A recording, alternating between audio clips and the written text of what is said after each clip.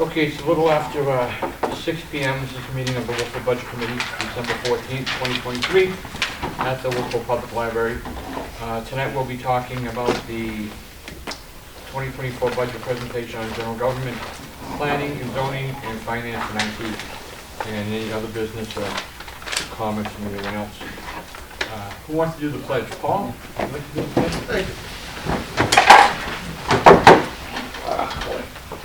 I pledge allegiance to the flag of the United States of America and to the republic for which it stands, one nation, under God, indivisible, with liberty and justice for all. Thank you, Paul. Town manager, have anything you want to talk to us about before we start? So when you came in, you should have found the updated letter draft for DRA in front of you with some backup data, which is based on the form required to outline what the revenues were anticipated for 2023 budget season and where the estimated funds would come from if this board so decides to move forward with asking New Hampshire DRA for an emergency expenditure under RSA 3211. Casey is stuck in traffic, as is, I believe, a couple other individuals, and the planning director is at town hall because we ran out of oil today, so he's getting that squared away. So it might make sense to hold off on the discussion about the emergency expenditure until Casey arrives, because she may have some answers to things that I may not be able to answer. Okay. And that's about what I have for you, Mr. Chairman. Do you feel comfortable that we can start on general government without Casey here? I think we can.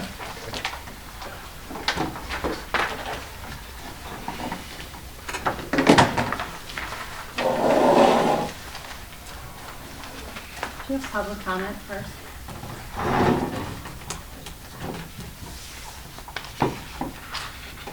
Yeah. Okay, thank you. Any public comment from anyone? Suzanne, please.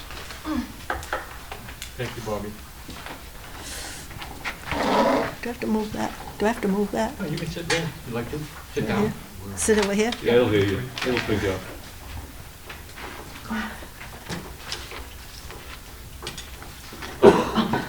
Leg.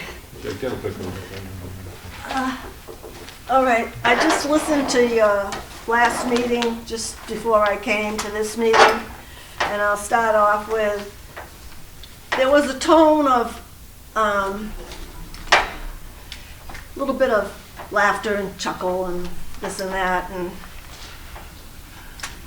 just an overall tone. It just came across, it kind of ticked me off a little bit because the matter that's facing you is very serious. I know you weren't laughing at the matter, but it's just, as a group, it was coming over the microphone as not very nice. Yeah, if I could just add something, Suzanne, thank you for your comments. We all get along fairly well, and there's some levity. I think a little levity is better than probably calling each other names. There's some of the other you weren't laughing at the situation, Yeah. but it just was a lousy way to open up, I guess. Okay, I thank don't you. know. But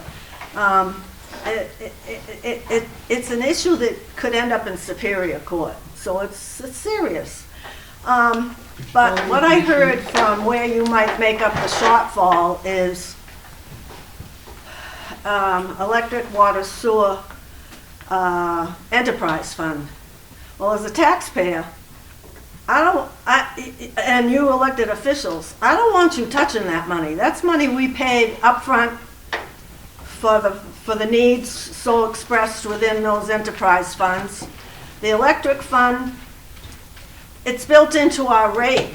Our monthly bill is putting that money aside for an enterprise fund. You shouldn't be touching that. And I wonder even if you can, because it's set up in a special manner, probably by statute. So it leaves the Pop Whalen Fund.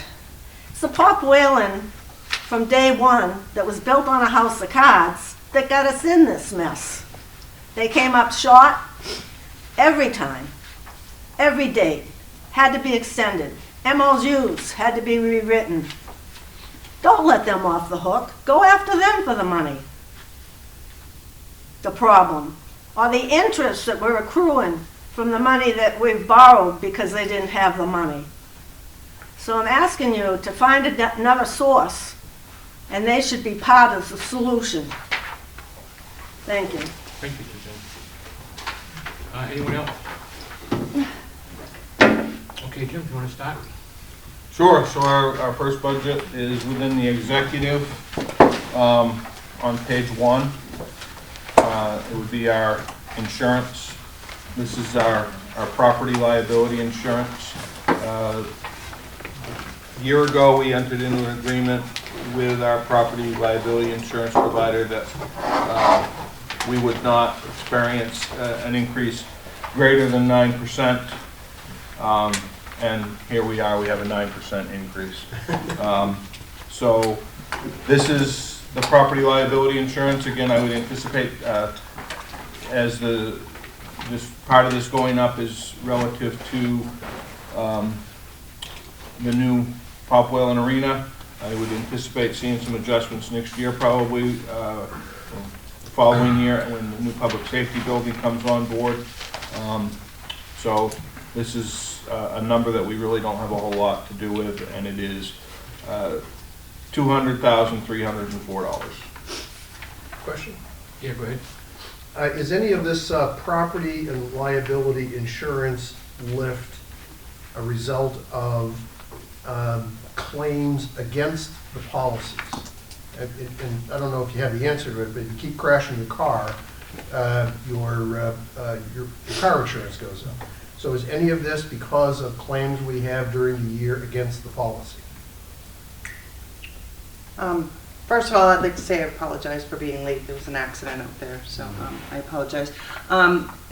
Yes, but slightly. Our claims have not been that high, and they also spread them out over 5 years. So it's not like if you had 5 accidents last year, it's weighed over 5 years' time. But it has a lot of things to do with it as our assets go up, as our payroll goes up, and claims. So it's a mixture of all 3 of those things. So the real answer is no, it is not driven by claims. So I could, and not to just belabor it, but I will. So over the past 4 years, we've had Jim's office, Pat's office. We've had a number of claims against the building itself. And those have been in the hundreds of thousands of dollars, I think. I might be wrong. No. Less than $100,000? Yeah. For all of that? Yeah. Okay, then I rest my case. Less than $100,000 for all that stuff.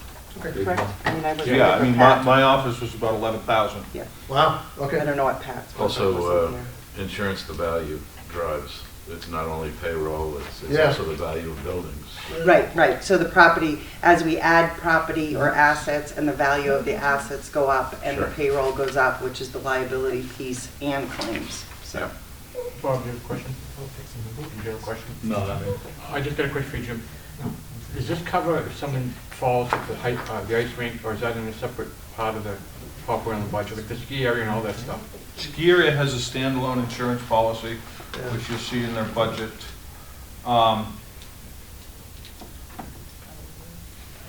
If somebody falls at the arena as a result of the skating, I don't think that this would cover it.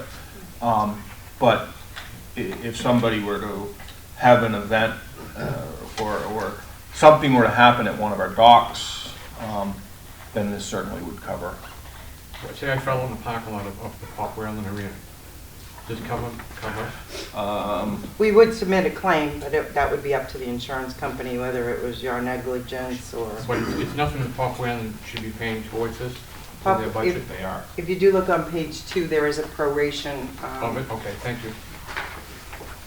So it's not an administrative allocation, it's a proration. Oh, okay, thank you. Thank you. Any other questions? Okay, we'll move on. Executive?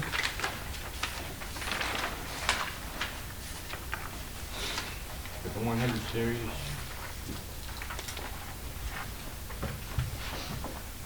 200.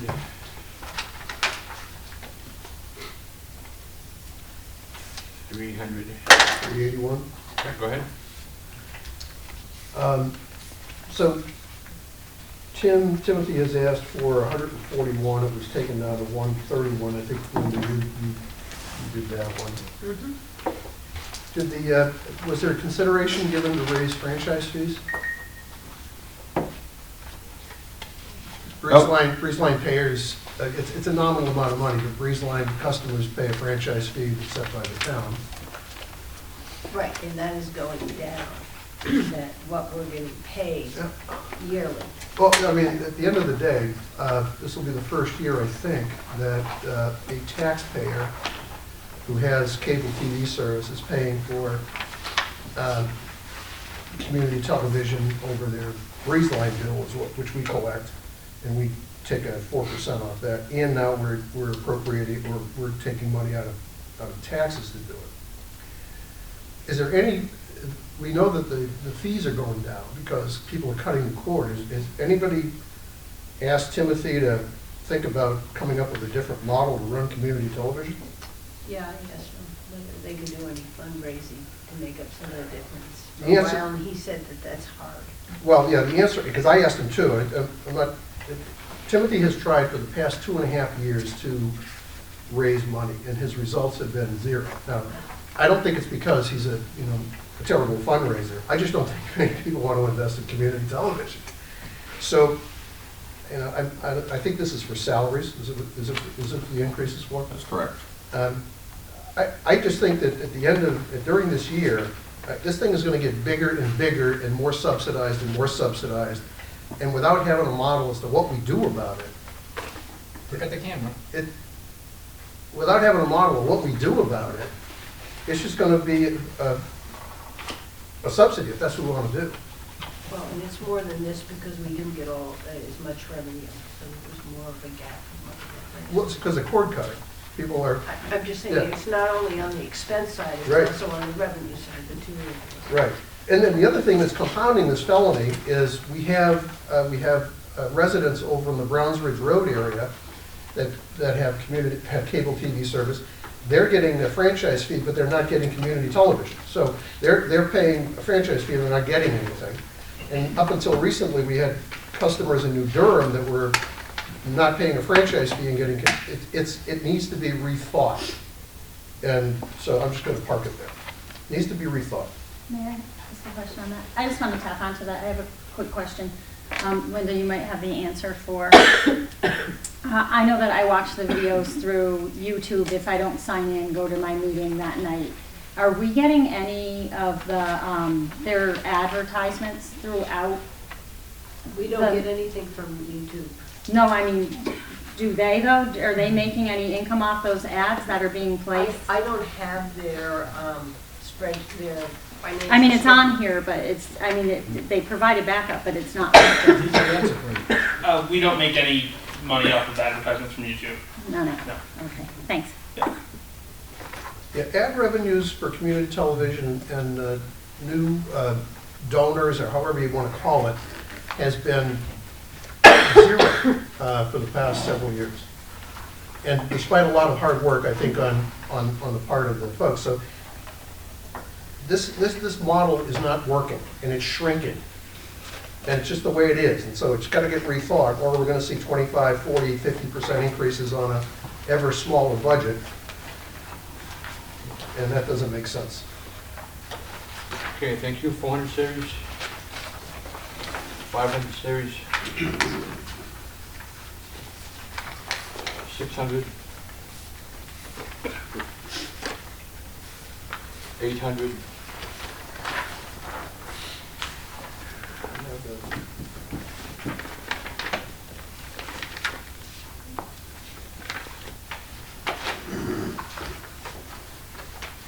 Why the big increase, Jim, on 870, the milfoil treatment? It is a chemical treatment. It went up probably about $14,000. I removed some of it. When we closed down the joint board, we got some funds back that's in a trust fund. And so we could use a reserve in there in case we had a year when there needed to be a full pond or bay chemical treatment, and that's what's gonna happen this next year. And so we should pull that and use it, and that's why it was cut down, but that's a cost. So is the cost of the chemical going up? The So if you do the cost same of it, amount, it's just cost more? it costs, between the chemical and having it applied, it's significantly higher than it's been before. So I figured this was the time to use the trust fund.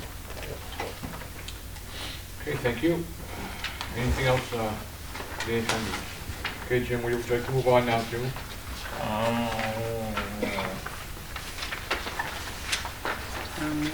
Town manager's budget, page 16. I'm sorry, Jim. I just wanted, on 873, I didn't understand the comment. There's an offsetting revenue of $800 from the charging station. What does that mean? I'm sorry, which line? Line 873, is that what it is? I'm just looking at the backup. Line 873, Energy Committee, on the backup, charging station maintenance 0, there's an offsetting revenue of $800. I don't know what that means. Just means revenue's coming in from the sale of energy, and it's going into our revenues account. But it doesn't contribute to the maintenance of this No. station. Okay, that's what I was trying to figure out, because it comes in, but it has nothing to do with the... Right. Thank you. You always want to gross appropriate, so you never want to Got net it. down just because we're getting revenue. I just didn't understand the sequence here, that's all. Okay, on page 16, 100 series, you got it, 16. Thank you. 200.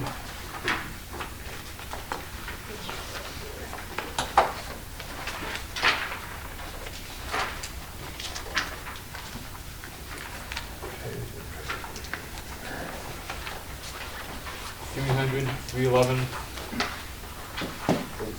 Big jump in that. Yeah, so this, we in 2024 will be going into 2 sets of union negotiations. And we're hopeful to be able to perform a wage and benefit study so that we have some good information for how to look at other comparables as to what they're doing with benefits and wages. And it's been 8 years since our last wage study was completed. This is going to be for all hands in town? It'll be for all of the full-time staff excluding the municipal electric department. Good. Thank you, Jim.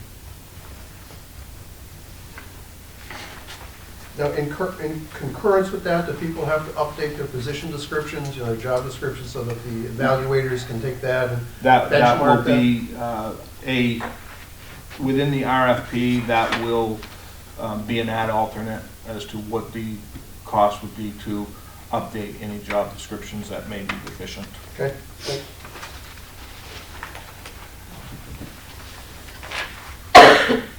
Okay. 400 series.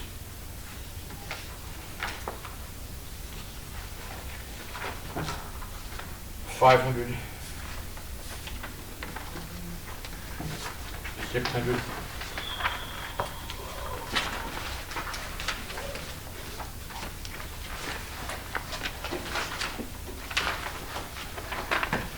800.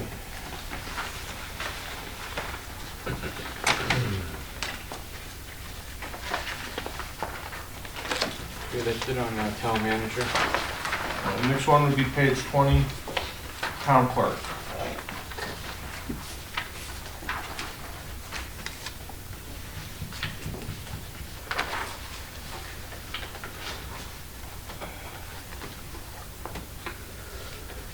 Okay, 100 series. Usually, Question. Yes, sir. line 117, part-time wages. That's a quantum jump. 5 elections. Sorry? 5 elections. Elections. Thank you. You're right, I forgot that. And I'm just going to read them for everybody. Presidential primary, the February deliberative, the March election, the September primary, and the November general elections. So. Okay. Thank you. 200. 300.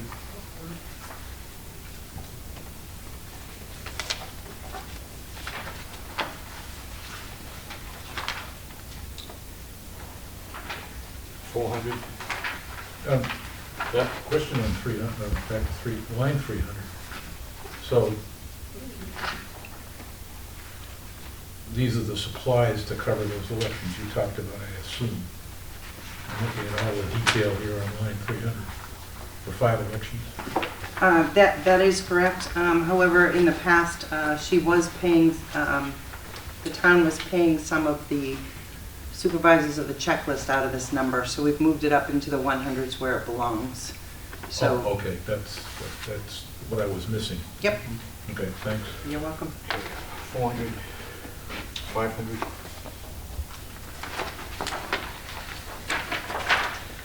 600.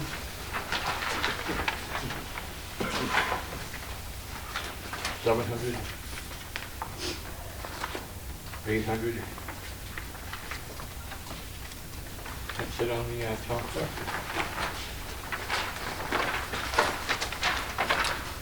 Next one is the assessing budget.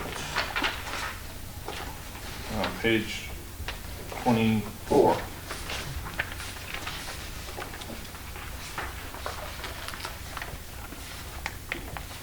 Okay, the 100 series.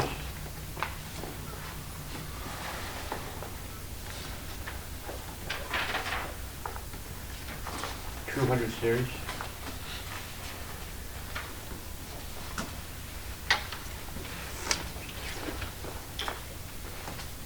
$300 series. That 380, and that's for the assessor that comes in, works part-time, whatever it is.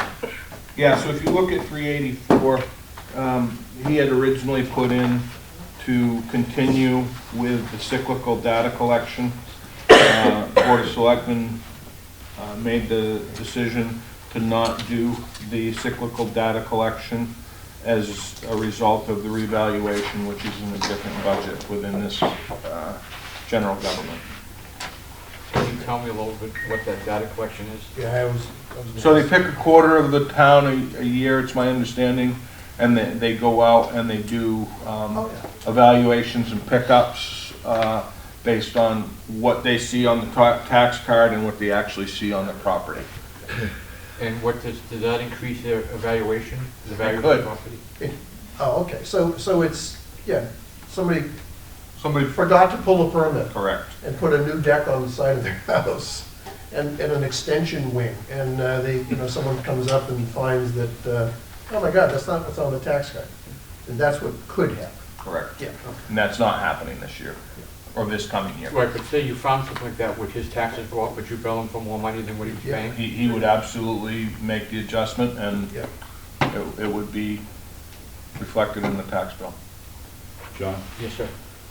the last 3 years, including this year, our assessed value has gone up. This year, as you said, it went up about 32 million.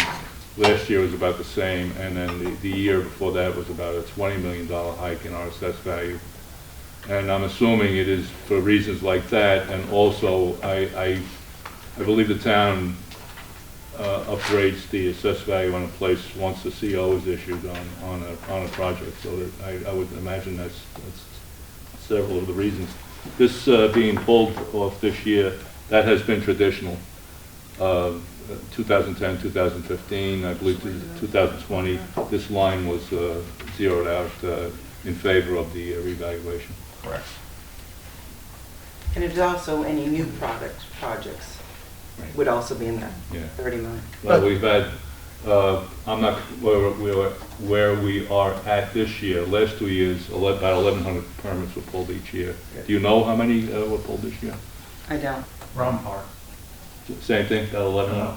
Yeah, okay, so, and 10 years ago, probably none were being pulled, so. But just for clarity, a permit gets pulled, the permit is closed, the assessment will continue to take place. A reassessment will take place at that point.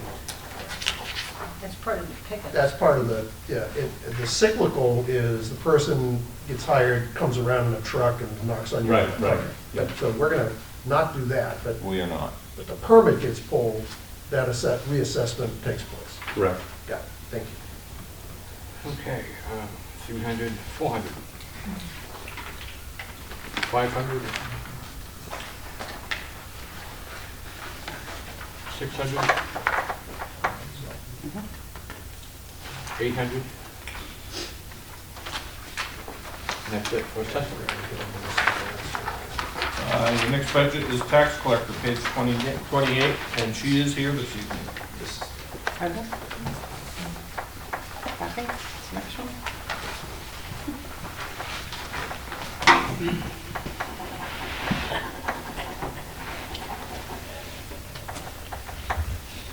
Hey, Brenda, you want to tell us a little bit how the tax collection business has been this year? Well, it's been an interesting year, obviously, with, an increase in the tax rate. Most people are curious more than anything. We're lucky we don't get, a lot of angry people, but I find if you take the time to explain to them, they're pretty understanding of it. Not much has changed in the tax office, really. For the utility billing part of it, we're in the process of changing our software for that. And hopefully we will have that shortly. After the first of the year, we'll have that in place. Any question? Doug? And tax bills are due January 8th. They are due January 8th, Thank you very but much for that. Get it in early. pay early. And so are you seeing any change in the way either the commercial folks or residential folks are paying taxes? What do you mean? Right up to the last moment I walk in with the payment, or is it? They come in. So no change that you No, observe? Okay. no, that we have observed so far. I mean, we were surprised the amount of payments we got in right away because the bills were going out so late. But, no, I haven't seen Okay. anything. No. Okay. This would not be in the year to wait till the last minute because you'll miss the tax year for this year. Right. The reason I asked the question is, when, as we all, walk here, that people are, one bill away from, that disaster picture. And I'm just wondering if we're seeing any of that in the way in which we collect revenue into the town. That's all. That was kind of my I question. haven't seen that Good, yet. good. Okay. No. Yes, sir. I just was wondering, I do the utilities on the automatic now, and that money is collected the last day of the billing cycle, on the due date, I believe it. Is Yeah, that- oh, yes. Does it work the same way with the real estate tax bills? No, you mean for recurring payments? No, yeah, the automatic. Yeah, no, unfortunately, when we switched our tax billing software a couple of years ago, they no longer offer, our new company does not offer that option to have recurring for taxes. Okay. You can still pay it online. Yeah, you pay it out of your Fidelity account and have it recur out of that or whatever. You check. Yeah. Just set it up, pay it twice a year. Yeah, but it's not through Correct. our system. One of the things about our new software for the utility billing is that currently there is a charge for each transaction. As you know, it's 40 cents. Right. Our new software, I believe you have an onboarding fee of $1.70, and then after that, there's no charge Oh, for so it's a recurring one-shot then? payments. Oh, that's good.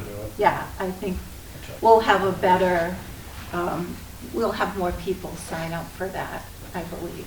Yeah. Thank you. I just got a quick question for you. We're talking about doing a reevaluation. How's it going to affect your office? When would that come into effect? It doesn't really affect our office. I mean, the new values would come in for the second bills next year. Okay, so that would be, We when just would people, collect the when would that money. hit for them, the reevaluation? When will it? When would it hit, when would you get your tax bill with the new reevaluation number on it? Probably a year from And now. it would be the second bill for next year, the one that usually is due in December. Of 2020? Or, That's, Okay, our 200 series. 300.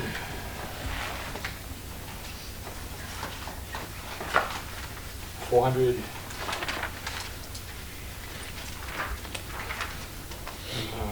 500.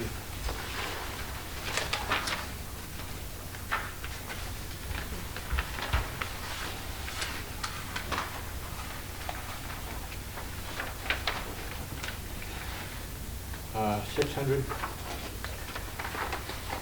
You guys going to uniforms now?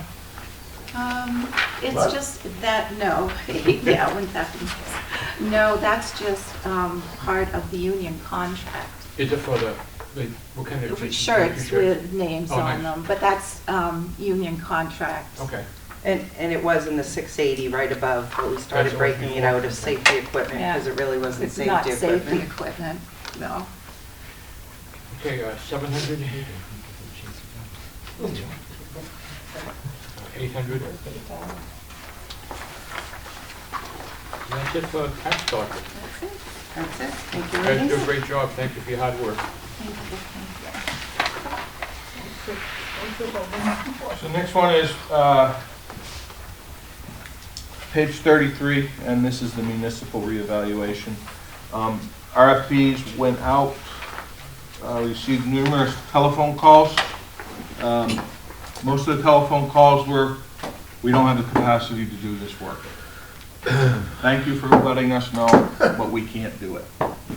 Therefore, we received one bid.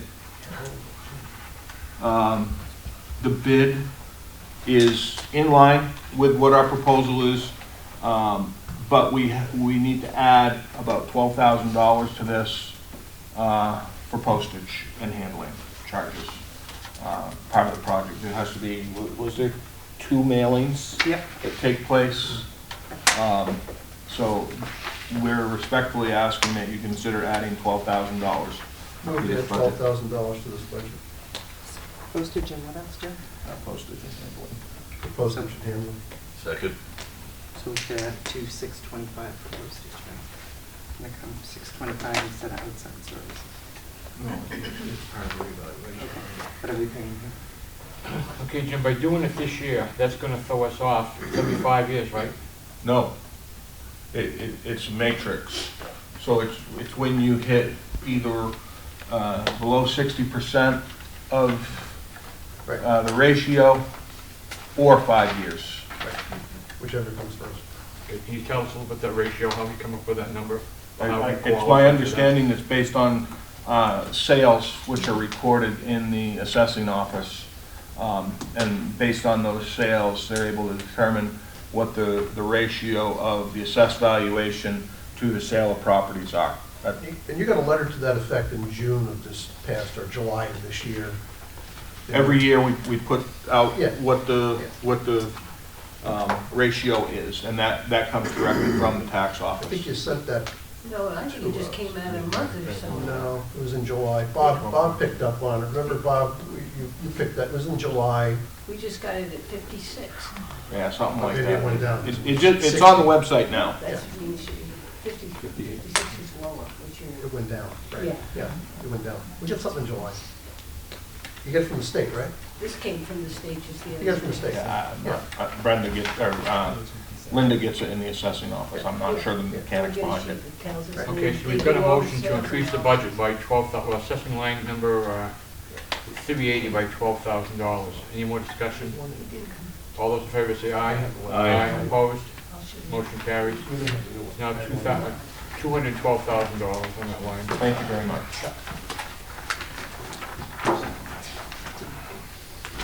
Next budget is on 35.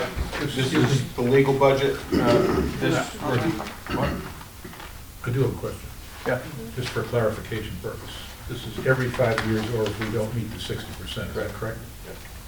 We're below the 60%, we're below the 60%. You get a threshold of 60 or something like that. 56, That is I correct. think it's My like question- something. This is townwide, right? Downwide. Yes. That's why we're not doing that cyclical review, because we're doing the full reval. I'll find it. This is in my presentation. My question is, if evaluation occurs in 2024, and assuming that we remain relatively close to that 60% number, given that the mandate is 5 years, will the next one be in 2029? Or if, Or if we violate, if you will, that 60% number? correct, So if we violate that 60% number, we got to do a revow. Is that correct? we don't have to, I we understand. should. I understand. It's advisable. Yes, And we don't really have to.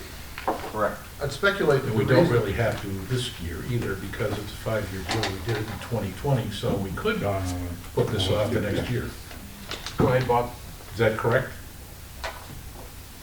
I think you could, but I believe the Board of Selectmen has recommended that we go forward with reevaluation this year. Therefore, we're moving forward with it. And who actually has the statutory authority to that, answer that question? As to who does it, who says it needs to be done, I'll double check, but I believe it is the board that recommends that it gets done. John, Go ahead, Bob. I'll wait till Bob's finished. Yeah, so the question of whether we should move this to next year is off the table. The board has determined that it's going to be done this year and that's it. I think that is correct, in my opinion. Legally, is that? That's what he has. We got an answer? He doesn't I have can get a legal opinion don't if have you to like. get that. So Board of Selectmen has the right to do that legally and we have no say so. I can certainly ask the question of the attorney if you like. I'd like that answer, please.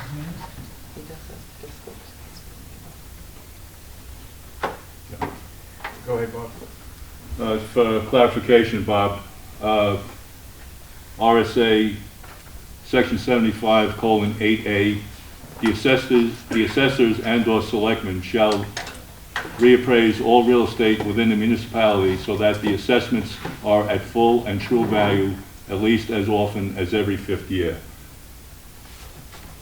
Right. I understand. Page 86, on the assessor's website, there's a link for the New Hampshire Assessing Reference Manual from New Hampshire. It's a little over 200 pages. Page 86, the Constitution and statutes of the state of New Hampshire require that property subject to a tax based on value be revalued at least every 5 years. It goes on to say, in New Hampshire, acceptable ratios that determine success in a revaluation is a median assessment / sales price ratio between 90 and 110%. So technically, we drop down below 90%. We're outside the parameters of this indicator in the assessing reference manual. So I would say I would be against pulling this out for next year. Now, just to give you some reference, Wakefield reassessed this year, and their reassessment doubled. Went from about 1.1 bill to 2.2 billion. Moulton Borough is currently assessed at $5,645,539,000. We are currently assessed at $2,452,650,000 as of 2023. Moulton Borough is assessed at more than twice the amount of money that we're assessed at. So I think we're due for a revaluation. And that's why it came up in the 4th year. That's it, John. Thank you. One comment. Yes, sir. To Mr. Tuffer. Yes. I don't think the comparison of Moulton Borough and Wolfeboro is valid. Well, Consider the shoreline. Yes. The amount of shoreline between the two towns, it's not a yeah, comparison. I'll go with that because it's just, I'm throwing that out there. But Moulton Borough and Wolfeboro are both on Lake Winnipesaukee. I understand that. can I get in on this one? It's an academic question. I mean, there's a statute that says we've tripped the wire. We've tripped it. Right. And on the other side, it's a financial situation, which you probably can't run the math on it. You probably could. But if the assessed valuation of this town goes from 2 to 3.5, whatever number you want, you could probably do a quick math exercise which would tell you how much cash flow the town is going to be bringing in. That's a terrible thing to say to a voter, but that's probably why everybody's out reassessing their properties right now. That's probably why Jim's having a hard time finding people to come in and do a Oh, street evaluation. there's no doubt about it. Every town's Everybody's doing figured it out that, Right. you know, property values have gone non-linear. it. Right. And so there are towns saying, well, we should be, I hate to use the word taking advantage, but I'll do that, take advantage of that, of those increases. John, Yes, sir.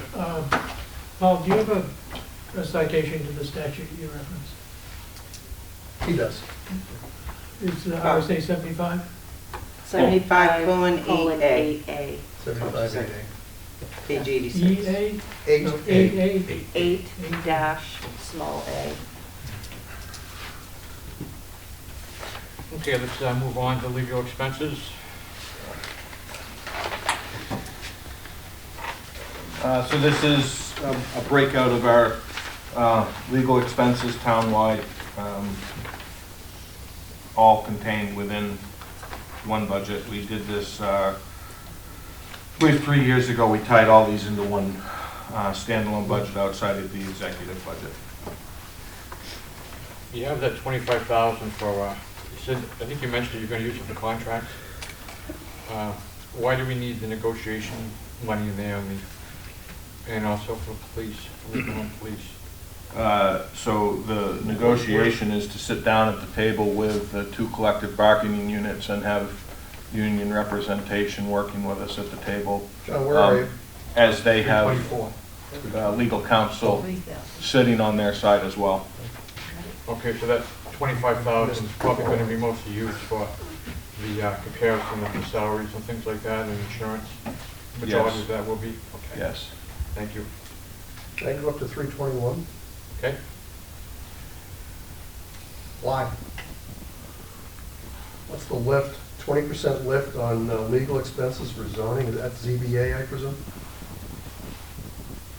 The actuals for 2023 through October were 10,000.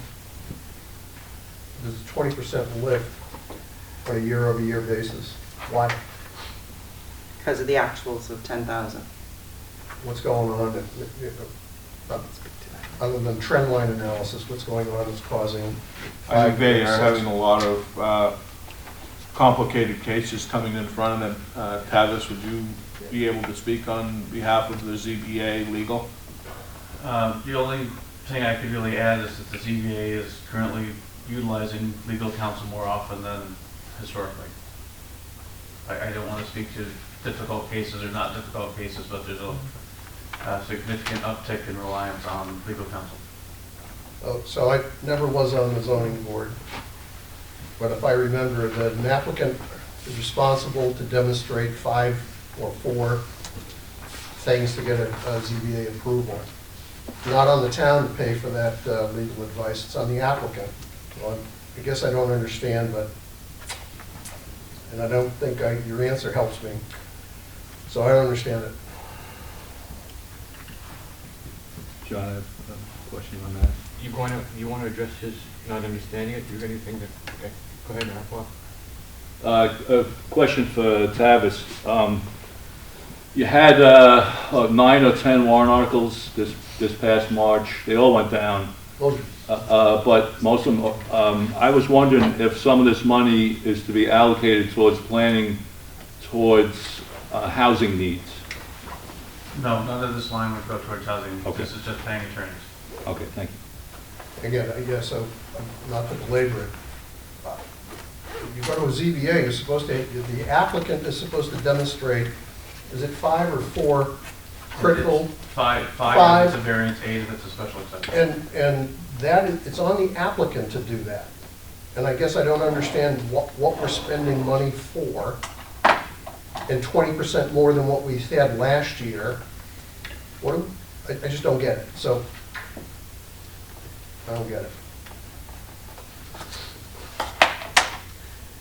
Jim, what's the coalition 329? Great. So we've been involved in this for, I think it's 3 years now. This is the coalition of communities regarding state education formulas. So you're part of the group Portsmouth, Wolfeboro, Tuftonboro, the ones that are gonna have to go back to the old donor town system. Okay, good, Correct. good, That's what this money is for.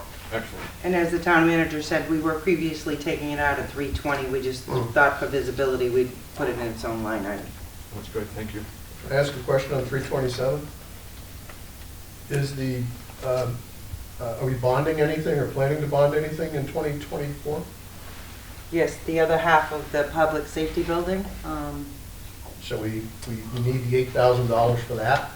That and possibly the Port Wetland project.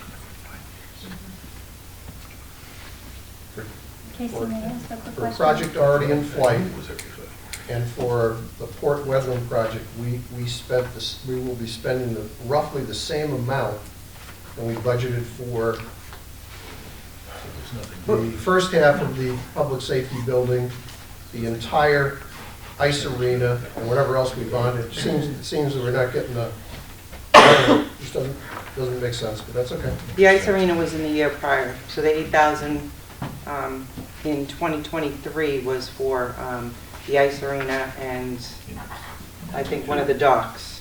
And then the 9,000 was for half of public safety building and $1 million for sewer extensions.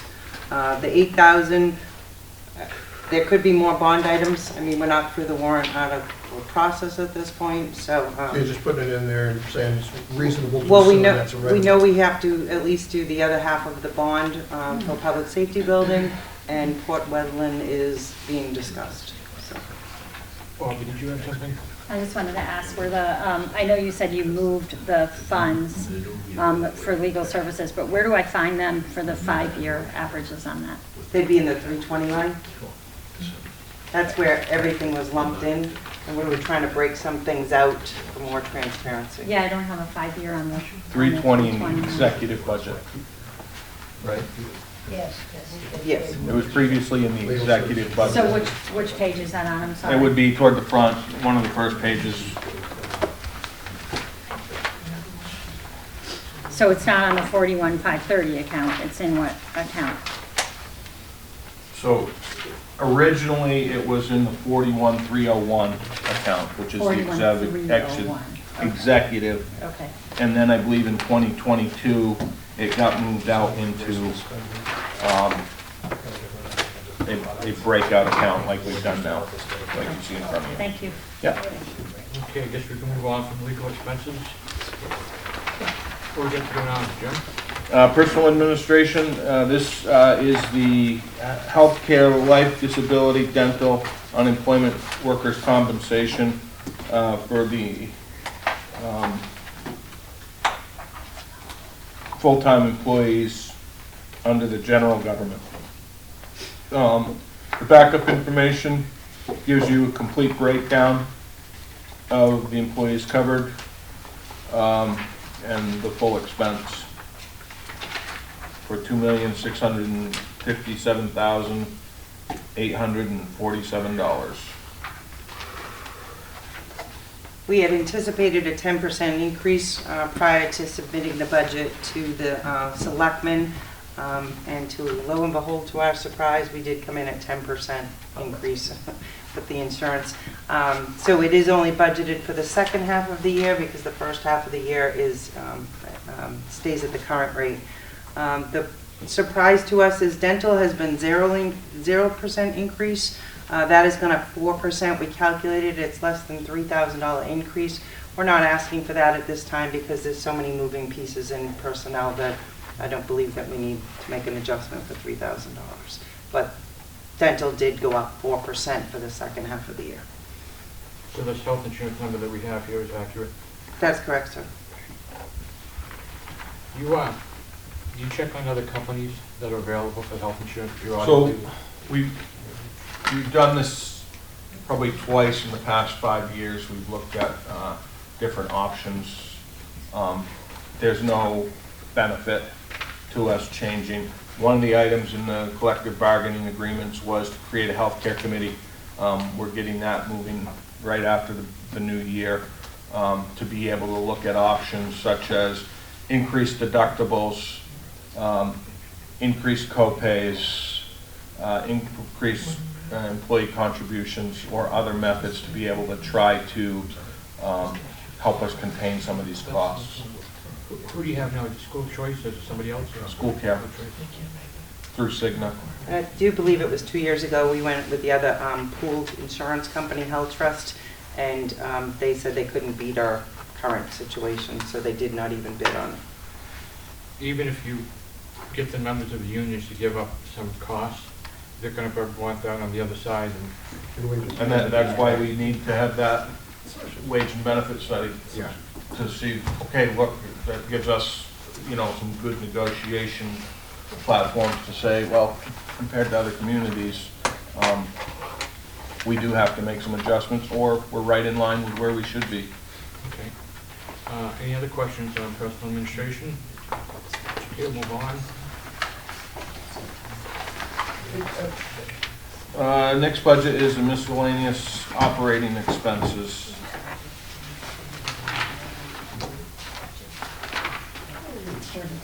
Thank you.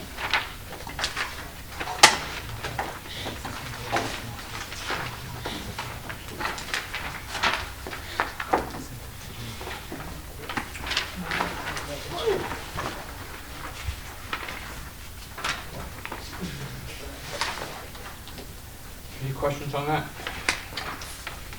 Okay, seeing none, we'll move on. Your next one is going to be your health officer. This covers 2 stipend employees. Pretty straightforward. These are 2 employees in that 113 line? Correct. The health officer Yeah, and I the got health it. inspector. Yeah, I got it.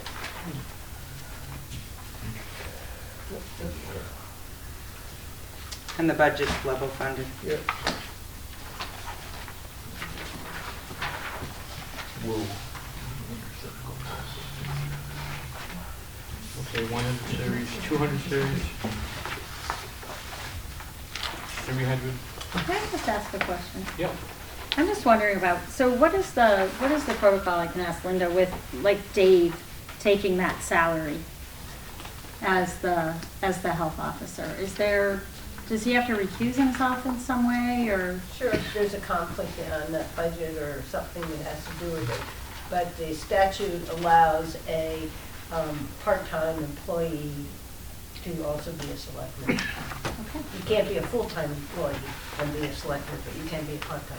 Okay, thank you.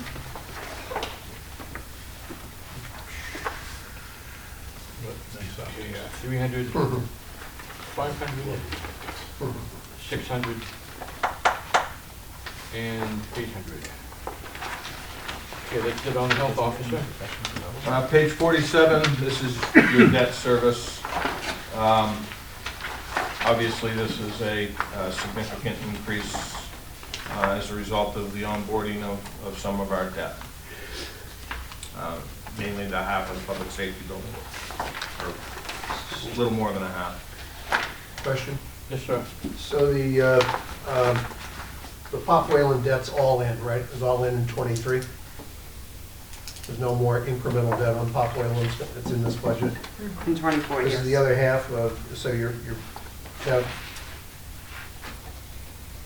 you and I had a brief conversation about how much incremental debt for the public safety building you were gonna take. So what does this reflect? All of it? For the public safety building? I'm sorry, for the public safety. Public safety building, we only took out 7 million, we're authorized for a little over 13 million. Yeah. We're hoping for grants and stuff, so we weren't sure how much we were actually going to have to bond. So this is what you reasonably think? Oh, no, I do not estimate Good. debt. That is our debt. This is real. So there could be more in a subsequent budget year? It would be next year, the 25th year. Okay. John, Yes, sir. go ahead. No problem. Okay, so, Catherine, you do have the Excel sheets on the debt service here, right after, or a couple pages. Whatever it is. going forward. And I have, as of 12/31/24, the total debt service is listed as $32,520,472. So you have that, that's correct? Yep. Okay, and so the second half of the debt service, or however much it will be, you say is going in next year, that would be reflected in the December 25, so if you add 6 or 7 million, then we're approaching $40 million in debt service at that time, plus That's correct. anything else that, I think we have a couple of warrant articles that might, including the one on. You're talking gross debt, Yeah, yeah, yeah. or net Okay. debt. Right, so, okay, that's Yep. ballpark. So we're, as of 25, then we'll be pushing, with everything, we'll be pushing about $40 million in debt service. In net debt. Why Because you're you're gonna have saying- debt retiring and new stuff coming in, but net debt will be. Well, yeah, I didn't really talk, you go a few years out and a lot of this stuff drops off. But That's what I say, I was just curious. And I still think we're under 15% of general fund in our debt service. I didn't calculate it, but I still think we're that. So that's it for me. Thank you. You're welcome. Okay, we all said debt service? I have a question in terms of debt service. When we do a state revolving loan fund, that is not in any of our debt statements? That's correct, because we really don't have the debt. We buy the, we spend money, we ask for reimbursement, we get reimbursement, and not until the end of the project would we get a debt schedule. So that is correct. So there's a bunch of that still out there. That's the reason I asked. Okay, let's move on to sewer fund operating transfer.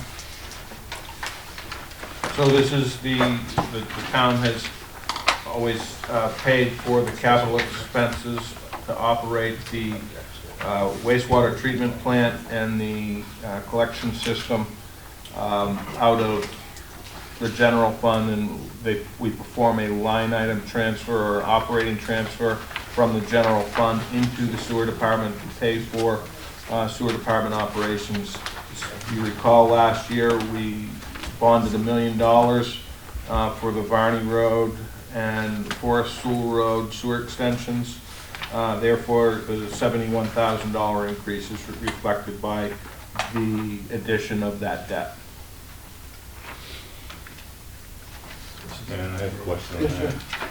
So, Catherine, that sewer fund transfer in would be added to the debt service schedule of $2,110,997. It would be added to that, right? The number you're saying is from general fund? The sewer fund transfer, 608,477, would be added to the debt service total $2,110,997. Correct. Okay, so then the total would come in around, in the general fund, $2,719,474. Right. However, in the audit reports, they do keep it separately. Right. Because it's a That's transfer. because it comes in as a revenue from. Right, it's still a debt to the sewer Okay. fund, even though it's not paid by the sewer users. Okay, good, thanks. Okay, what do you want to bring up, Jim? Can I ask Bob, you keep track of general fund debt as a percentage of general fund? Yeah, that's the way I've always. Where are you at? You know what, I haven't done the math on it yet, Okay. to be honest with Well, that's the right, debt to revenue, or debt to whatever, debt. you. Well, that's the bottom line with your taxable money. The taxpayer has to pony up. Well, yeah, if your debt service is 20% of your bill, then you can only use 80 cents per dollar on your operating expenses. So that's why we always jibber. And if you recall, we got a couple of expert opinions that it should be no more than 10%. And we blew past that 10, 12 years ago. So, but I was still wondering if we're up to. I just haven't done the math on it. That's all. But I will. Thank you. Want to go to planning and zoning, Jim? Yeah, that would be correct. Planning and zoning, your first budget, zoning board. Tavis is here to be able to answer any specifics you have regarding the planning and zoning budgets.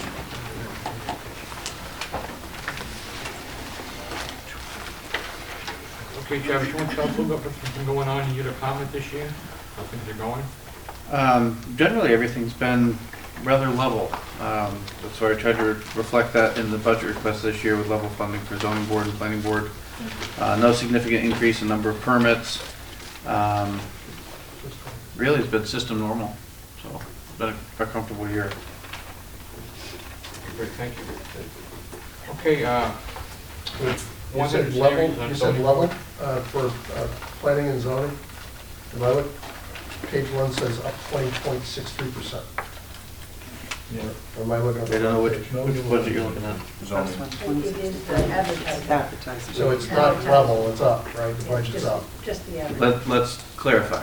The zoning board recently made a decree that they would only be accepting notice in the Granite State News, and they then made a decision that they wanted the notice of decision also published in the Granite State News.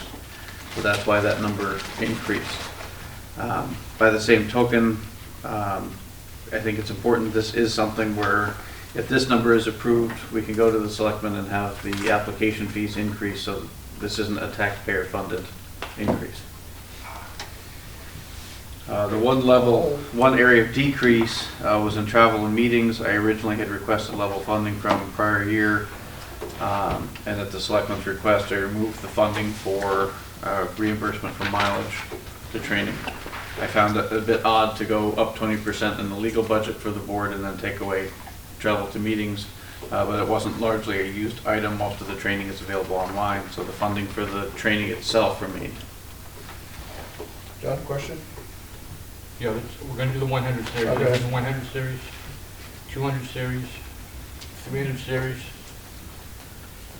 500, 600. 500. Okay. So, you said a decision was made that all noticing or communication with the public for ZBA type things will be only in the Granite State News? Correct. What if somebody doesn't subscribe to the Granite State News? What do they do? All I'm going to say is that the statute requires publication in a newspaper of general circulation. The zoning board preferred the Granite State News. I also asked the zoning board chair to be present for this discussion. They couldn't, they can't, a publication can't be considered the town's website? Zoning board cases still have to go on newspaper. The statute has changed to allow planning board applications to be website only. But there is a large segment of the population that believe if it wasn't written in the Granite State News, it isn't happening. I mean, it's easy to snicker at, but there is a vested group of people that I'm agreeing with you. I'm agreeing with you. wholeheartedly agree that the paper is the only one to be used. I think it's the Bible. But again, with an increase in application fee, the increase from, I believe last year I asked for $5,000, this board allowed $3,000, $2,500 has already been spent this year. Again, a lot of the question mark is how many applications are going to go in front of the zoning board of adjustment. So every application that goes requires a notice, and the zoning board has also decided they want to publish their notice of decision in the paper, which is not legally required, but something they decided they wanted to do. So to make sure we have enough funds, presumably if you spend $2,500 a year in that advertisement, and the notice of decision can be gleaned down to the same number of characters in the paper, it's going to be twice as much to put the notice of decision in the paper. So let me just make sure I'm clear. Notice of decision is a writing by the zoning board on the 5 or 8 issues. And those can be 10 pages, 20 pages. Are we suggesting that we're going to be publishing 10 pages, 20 pages in the Granite State News? Zoning board decisions, or are we going to get in the Cliff Notes version? Zoning board didn't actually specify that. They said they want a notice of decision in the paper. So no, it would not be standard practice to put even a one-page document in the paper, but it would be a synopsis of the agenda saying, these were on the agenda and these were acted on and here's the outcome. I just can't make sense of this. It doesn't feel like it's well thought through. Yeah, I can't make sense of it it. could be just John Smith has granted his exception to the zoning board, and that's it. It could be, but this group has to understand that's going to be about $200. So if John Smith does 10 things next year at $200, I mean, that's where this number comes from. You said that we could raise the fees, correct? Yes. For So notices, so we. the reason I'm asking for this line is that my new friend KC here requires that. I understand why you can't. This is for both of those notices can be part of the fees. That they have to, so we can offset it if we get a Yes, this wouldn't go on the tax bill. proposal. Correct. But you have, I know, you have to appropriate to spend. Correct. Got it. So you will be raising fees? We will have to raise fees to do with the You will zoning be board. raising fees? What? He will request them from the I selectmen. will request, I can't raise anything. We haven't seen any yet. You haven't seen anything yet? Well, so far, this group hasn't authorized the money, so it's working. Okay, 800, All falls in default. that's it on zoning board. Next would be page 4, planning board. Here are the figures. 100 series. 200. 300. I know it's not my turn to speak, but in the 300s, line 380 specifically, that $7,500 was requested this year, so the planning board continued to do work on revising or revamping or taking a fresh look at the impact fees to get those up to date and current. But with the selectmen's request to cut where cuts could be made, that $7,500 came out. So if it's approved this way, we'll likely be asking for it again next And year. what are the impact fees, guys, if I could ask? What is? Any new single-family home is required to pay an impact fee. 100% of that fee is passed on to offset the school tax bill. And that was not a good idea? Or But something it's that currently just- in place. The question is, should impact fees be expanded to other things? I see, So okay. currently, if you have a single-family home and you do a 2-bedroom addition, you pay no impact fee. Although arguably you should because you have 2 more bedrooms. But you pay to hook up your water and sewer if you're on town water and sewer. Correct. And if you're already connected to town water and sewer and you expand, you pay an additional connection. Your property tax assessment goes up too. That's right. Correct. Correct. But think of impact fees as a, 20 different ways. Absolutely, nothing's free. but I look at impact fees almost like the flex spending account. This is money that comes in so you don't have to get it out of the taxes. If I could, John, I don't buy that argument. I think respectfully, you pay an impact fee of sorts when you hook up your sewer, you hook up your water, somebody comes out in the car and finds that you're adding 2 bedrooms. All of that stuff is just more on the tax bill. And having, a healthcare spending account, if you will, it doesn't make sense to me. It just doesn't. So I have a question. If you had a single-family home, knocked it down and built a duplex, and one side was purchased by one family, one by another family, would they both pay impact fees?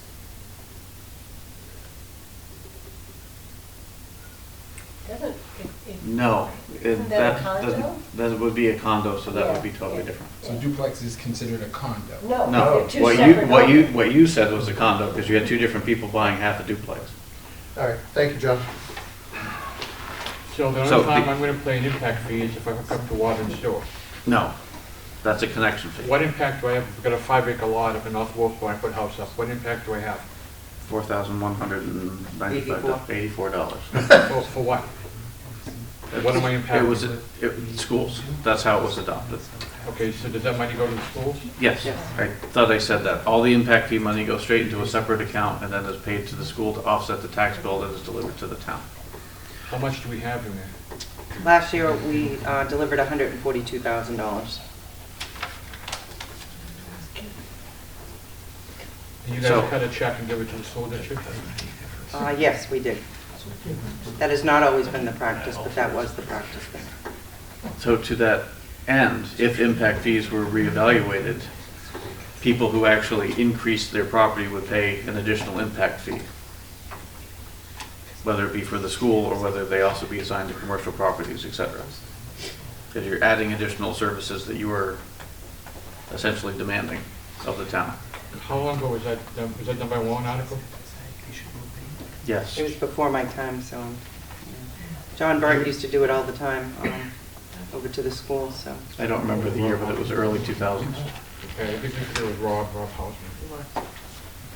And that was a thorn in John Bart's side. Couldn't stand that one. Yes, that is correct, sir.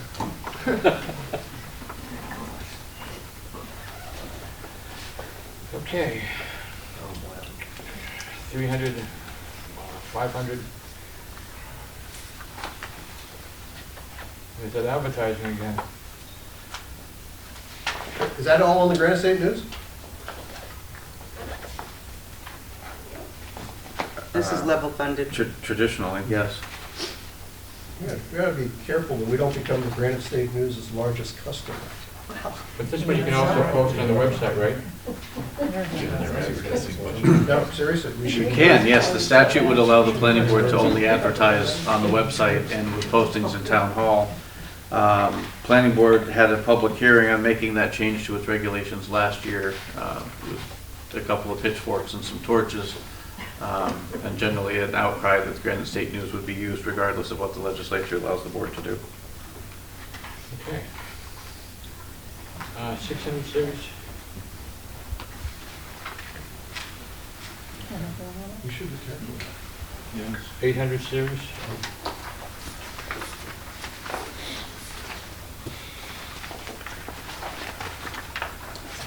So your next budget is planning department, page 7.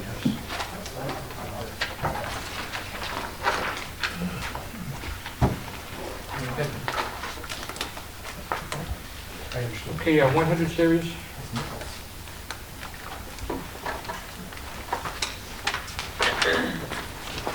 $200 series.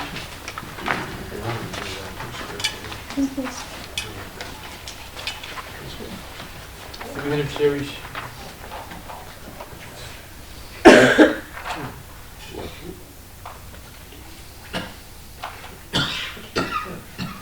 $400 series.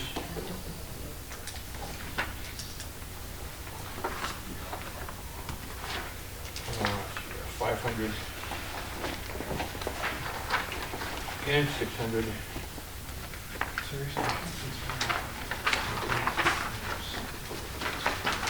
$700 and 800. And that's it for planning. Your next budget is page 11, Brewster Building.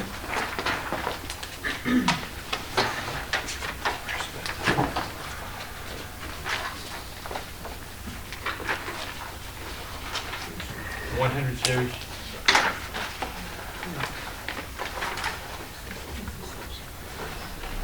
How many part-time people do you have in the gym? Just one? One.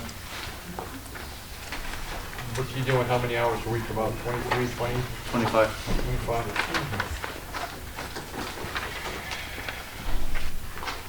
200, 300? I have a question about building maintenance. Yes, sir.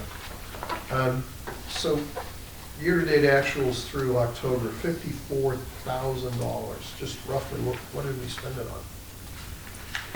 I would, I know it's in here, but what did we spend it on?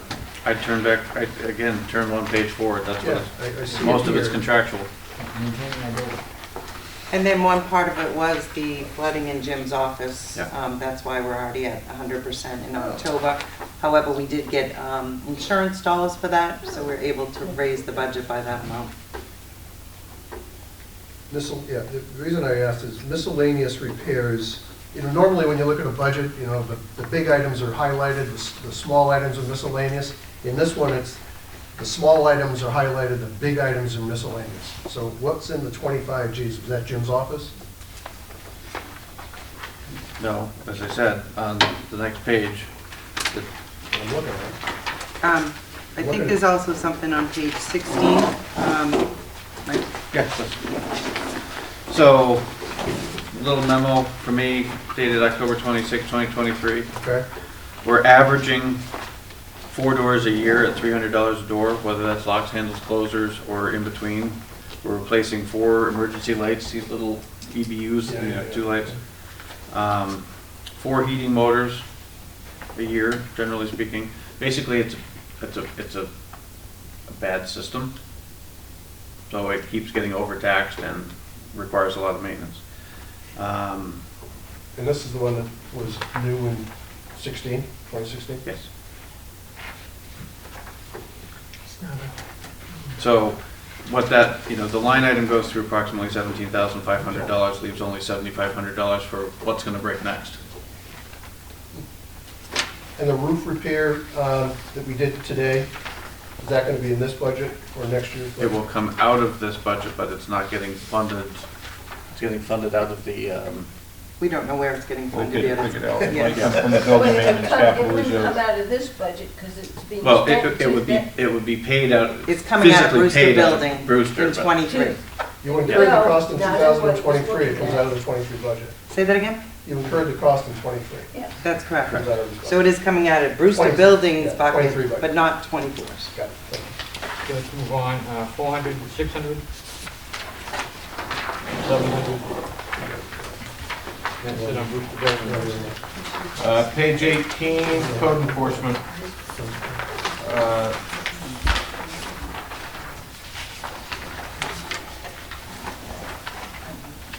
Basically, this covers 1.5 employees. John, question? Yes, sir. Is the general trend in code enforcement in terms of incidents, if that's the right way to look at it, is level year over year, more, less? In other words, are we doing more code enforcement, No. less code enforcement? And I don't mean that as a snarky comment. I mean, Code enforcement is functionally level. Primarily what this is building permits. permits. Application comes in, gets processed, computer system gets updated, vehicle goes to and from various inspections throughout the day, etc. One more question, John? Yes, sir. And did you solve the building permit price cost problem?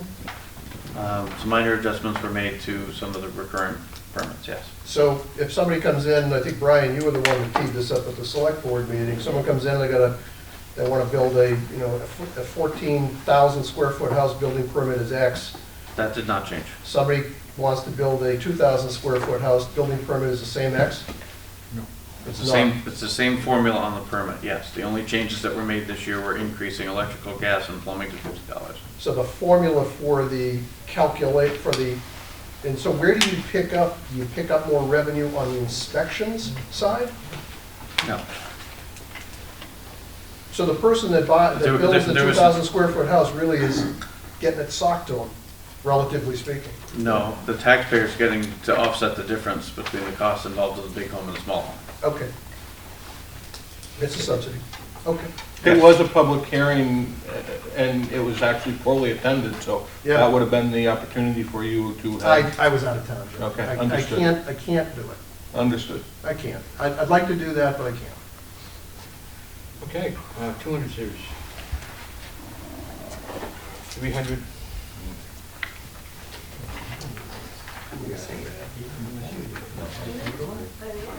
400.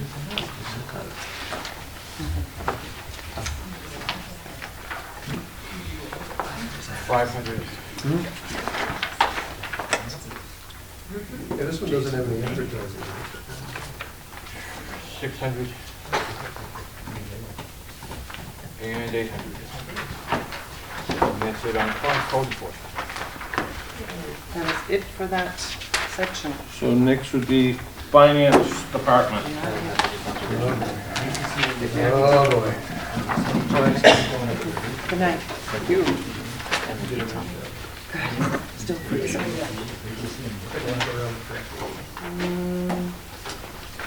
I guess that would be me. What's the finance department doing, Tracy? Well, it's been a rocky fourth quarter, we'll say, but it's been interesting. After 23 years of doing this, I'm still learning, so I enjoy that. The major thing here is the audit line. And every 2 years, we have to do a study for other post-employment benefits, which is called OPEB. So it happens every other year, and 24 will be the second year. So our actuals are about 26 this year because we didn't have a big cost for a single audit, but we will have $2,000 or $3,000 for the OPEB study. Other than that, I think this is pretty level funded. Okay, 100 series.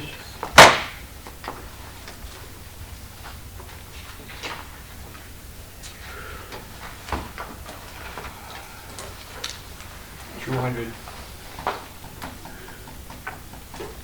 $300.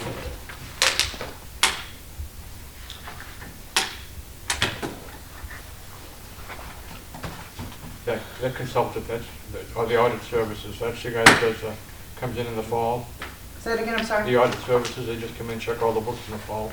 They came in April and are supposed to be done with the audit books by July. This year, they didn't deliver till like October.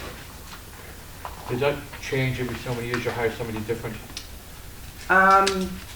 When I first got here, we were in the last year of a contract. We went out to bid for 3 years. So this next year, when they audit 23, it'll be their last year. It'll be up to the selectmen whether we go out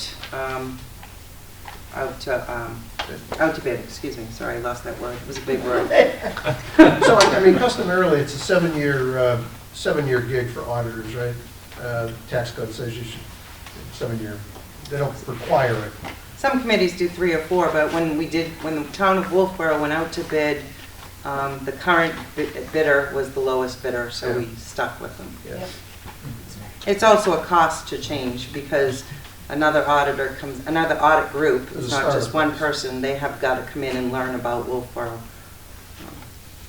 And was the, if I could, was the October delivery of the audit, was that just workload on their part? They had other things going on, or was it complicated on our part?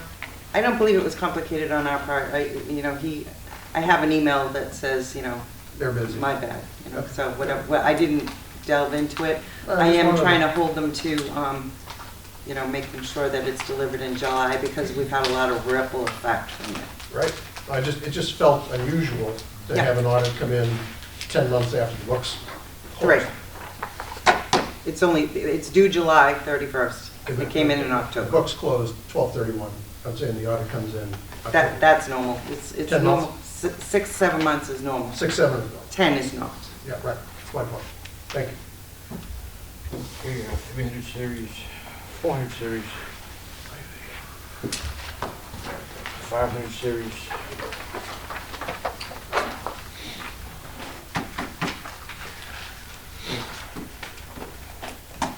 $600 and $800.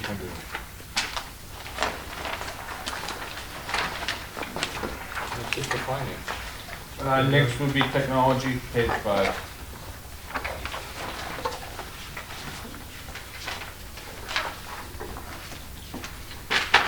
Okay, this 100 service, is that a full-time person, Jim? It is. Reports to me, that's why I'm out, so I'm sorry. Now, does he take care of all the computers or just the ones in the town hall? He doesn't do the fire station, all those other people does? I would say he does all, with the exception of police, because they're kind of segregated due to confidentiality, although there is some overlapping of duties. But the purchase for software like Microsoft Office, that's a common. That's correct. So PD is using Microsoft Office and it's being allocated out to them to purchase through. They do have some of their own software in their own budgets, but we do, 90% of it's all here for the whole town. Yeah. As we find it, we do try to pull it in. I think police has some special software that they use, different than the rest of us. Okay, 200 series.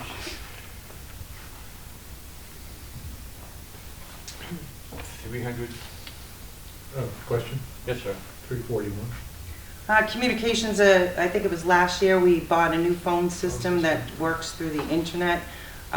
So in all other budgets, and you can't really see it because it's little, their 341 lines went down. In fact, I think I might have, if I was smart, I put something on page 10. You can see a whole list Yep. of Okay, where the money came from. all right. How's it working? Good? I believe so, yes. I don't hear a lot of complaints.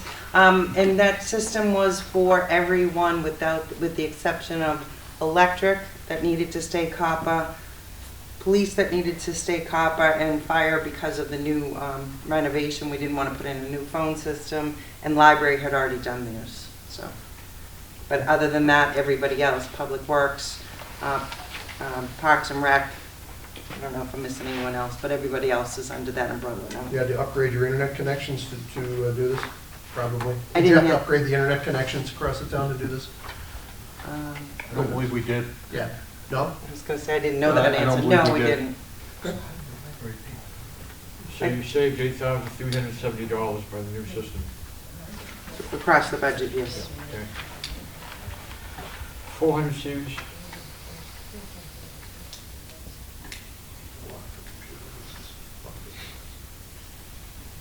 $500.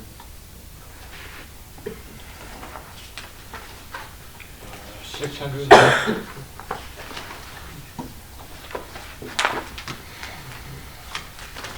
Casey, does any of this stuff on the water and electricity, does he do work for them also? Did you just say the question again, John, sorry? Does this person do any work for like the electrical computers and the water and all that? Yes, part of that is part of the admin allocation. That's what they'll do Yeah. for that? Allocation. Yeah.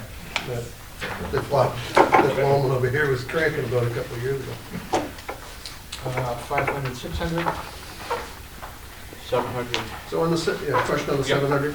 So you're showing a dozen licenses of Office, so PD or these other people, they're paying for the Microsoft offices in their budget? Is that how it works?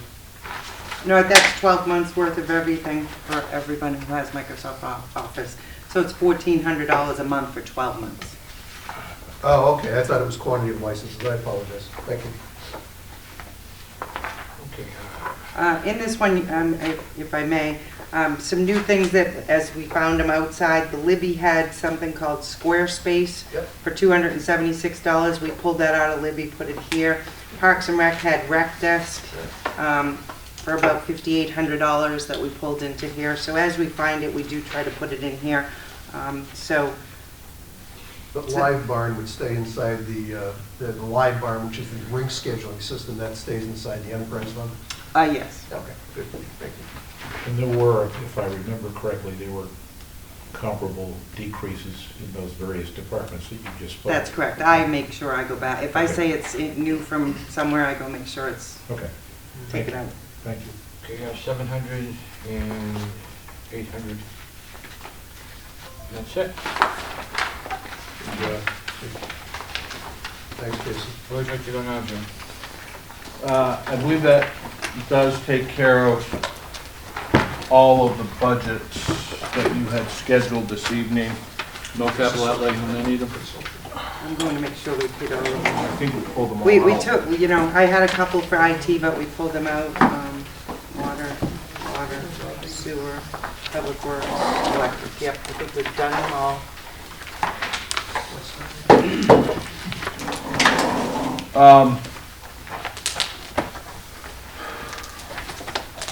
So I guess now would be the time to dive into the letter that you have in front of you, which is a follow-up to the other night, requesting the consideration of a letter to New Hampshire Department of Revenue requesting permission to perform a line item transfer of revenue from the municipal electric fund into the general fund based on the position of our 2022 audit, the use of our fund balance, and the fact that the way that the books read we will show a deficit. So I updated the letter, which is in front of you. I hope that you had an opportunity to look at all the backup information that I provided you the other night. And I've also provided you with the form that DRA utilizes regarding any emergency expenditure, which is supposed to be submitted before any emergency expenditure occurs. And that's based on RSA 3211. And then to support that is the MS 434R, which is the revised estimated revenues adjusted by DRA for the 2023 tax year. A lot of information. Myself and Casey will try to answer any questions that I'm sure you have.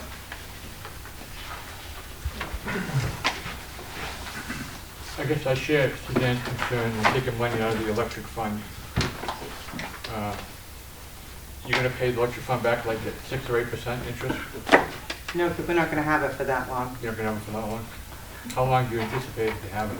I would think, well, as soon as we determine how much we need, we're being optimistic that maybe we won't need to borrow any of it. If the year closes with an excess of funds, we won't need to take any of it. But if the year closes and we need it, we'll do a transfer, and in the fourth quarter with the admin allocations, with board's permission, be giving it back. Have you checked with someone to see if you can do that? Kind of, sort of. We were on the phone today with the Department of Revenue, and it was the first time they've heard of this, and so they said submit it and see what happens, and it'll either be approved or denied. And I did ask the question, if it is denied, can we find a different source? And they said absolutely. Correct?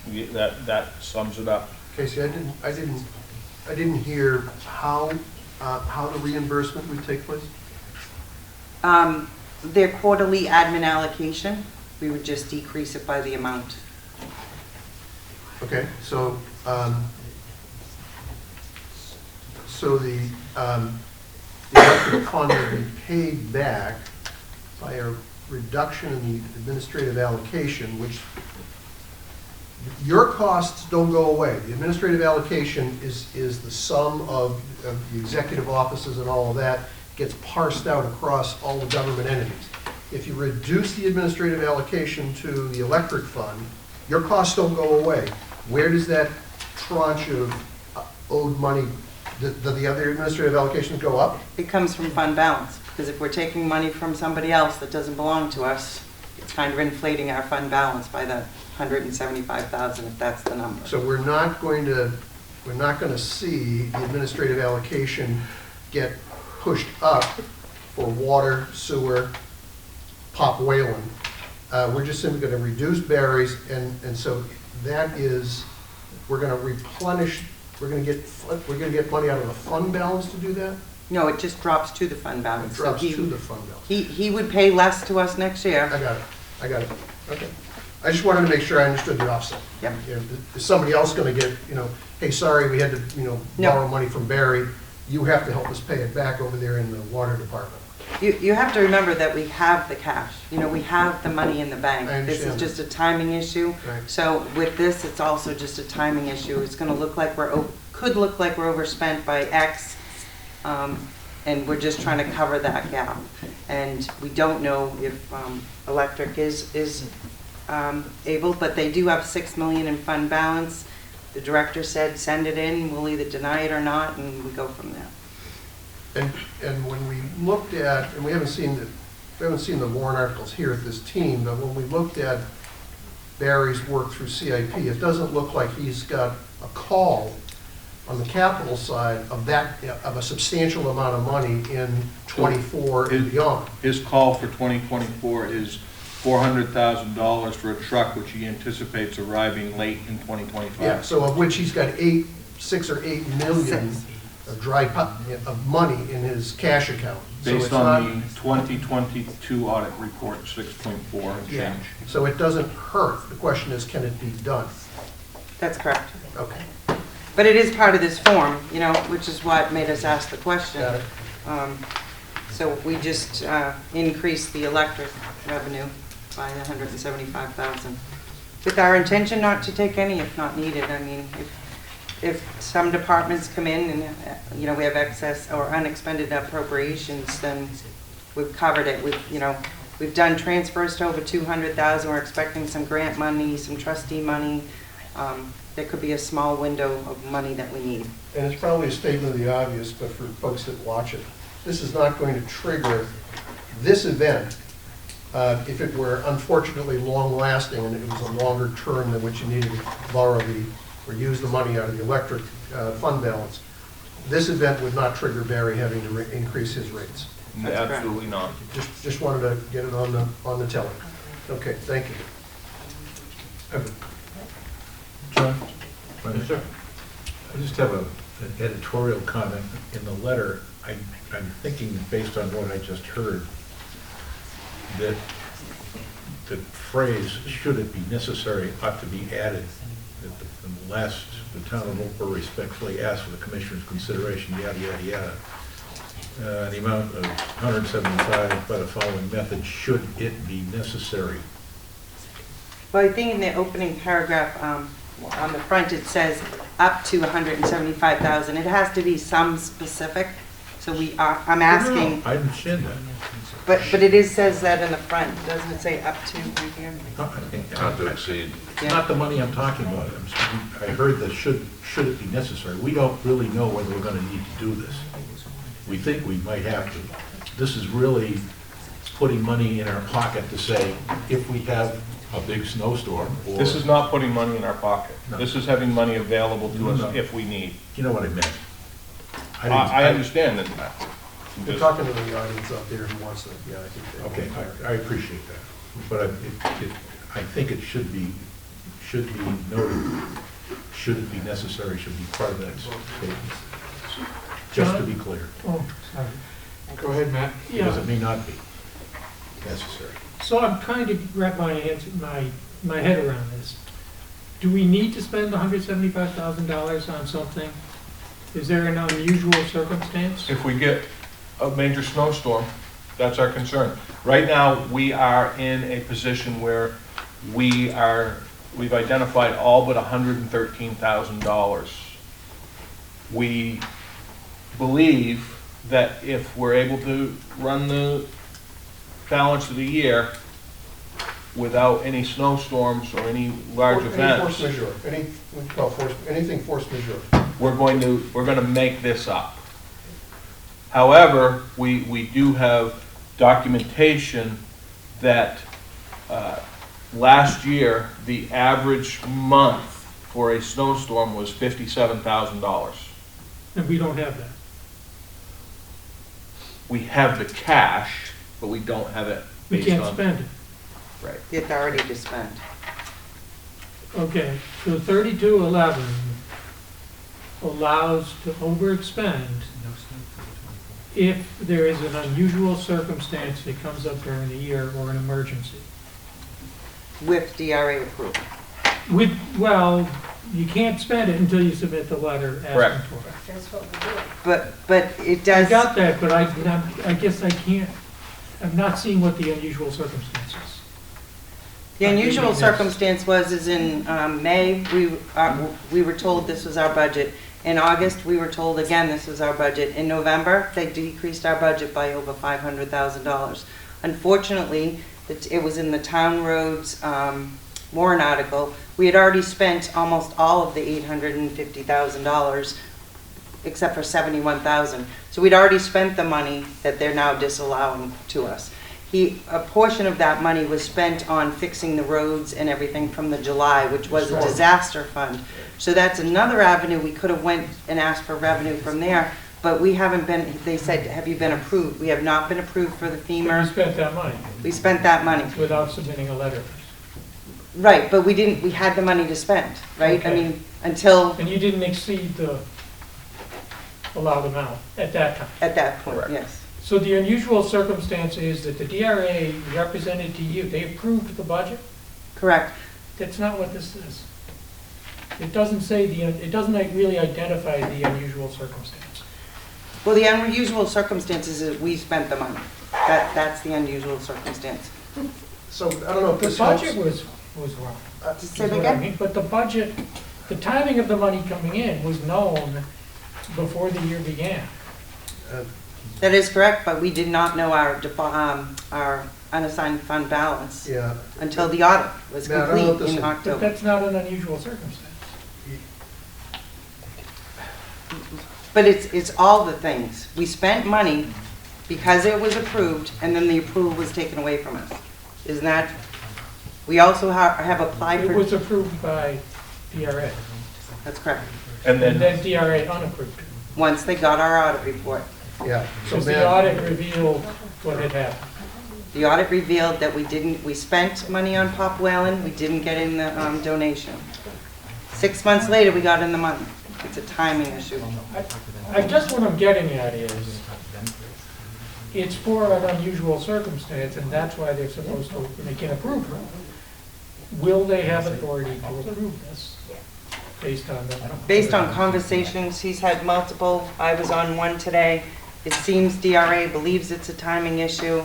They, they kind of understand what we're saying, and they're telling us to go ahead with this.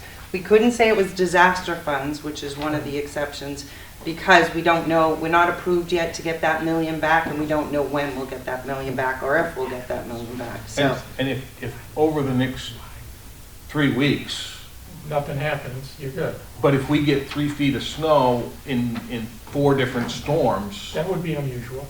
well, it would fall in line with asking for this in advance of the event. or an ice storm. So, why not ask for it in anticipation of that specific emergency or unusual circumstance? Because what I'm hearing is if everything goes nicely, you're not gonna have to spend it. We You'll only hope, have to make this, take this money out of the electric fund if we get a bad weather event or something else happens that we're not expecting. right, and anything can happen. We could have It could. we could have the whole police force out, and we have to cover everything on overtime. We could have I get town that, hall's but ceiling my fall only down. comment is you're not seeing that in the letter. That's not what the letter is asking for. The letter is asking to cover the road money that we already spent because of the disallowance that was given in a non-timely fashion. Those are the reasons that are uncommon events, and that we did spend money in July on the disaster. Matt, I do think the letter says it. Okay. The reason I was asking Casey about the audit is I think the big aha that came out is the audit showed up in October. Typically, an audit shows up 6 months post-book close. That's not what the letter says. But hang on, if you look at page 20 in the audit, that's that's the one that I've circled. The audit had a movement of, let me read it to you, revenues for the year were less than those anticipated by 3.257 million. Revenues exceeded estimates in most categories except for political. Contributions and donations contributed 2.887714 of the 3.27 million, if you will. It's not meant to be sexist. Bad guy. That was the bad guy. It drew the unrestricted fund balance down to $302,000. You're supposed to have 10% of, what is it called, 10% of what? Gross appropriations. 10% of gross appropriation. So we kind of hit the wall there. But that timing was known in advance. It was not audited financials. The state looked timing at this, was known. just It was hang on. planned. The state looks at this as the rules. You gotta do audits. You're supposed to do those things. So Matt, we did fight, I tried to fight that, right? Because the warrant article that says spend $850,000 from unassigned fund balance doesn't say what unassigned fund balance. It doesn't say from 22s. DRA took the position that it has to be 22s. So why is all my spending in 23 attached to the unassigned fund balance from 22? It does not say the date, but they stood firm on that. So, I mean, we knew that we weren't getting the donations in for 6 months later, But by the audit time, we had the money in our hands. So, you know, to me, it's just semantics. It really is. You know, so I think the letter says that. I mean, Bobby the other evening asked a question, and I don't think you got your answer. We were trying to move on. You know, what are we learning from this? And that's something that I think, you know, we all need to think about. How do we, cash forecasting, whatever, we need to learn from this. But my only concern about this letter, and not necessarily your wording recommendation, Bob, my only concern about this letter is, are we going to pay the municipal electric department back PDQ if we have to use the money? And if we are we going to not impinge MED's ability to do programs, projects, or are we not going to require MED to have to raise rates? You said no to both of those questions, and both of those three questions, so I'm comfortable. It's an embarrassing, not happy, whatever the right words are, but we just have to do it. It's kind of the way I look at it. Brian? So to parlay on Paul and Matt, DRA doesn't look into the specifics of our budget until the audit. They look at, on December 31st, at the end of the year, what our accounts are, and they see what our unassigned fund balance is. Then they look at warrant articles, and they see if the warrant articles can be drawn from the unassigned fund balance and still have that 10% left that you're supposed to have. So when they looked at our unassigned fund balance at the end of 2022, they saw the, what number did you say, Paul? 307 grand. Well, yes, they saw the 307 grand when they saw the audit. At the end of 2022, they didn't see 307 grand. They saw 3.4 million.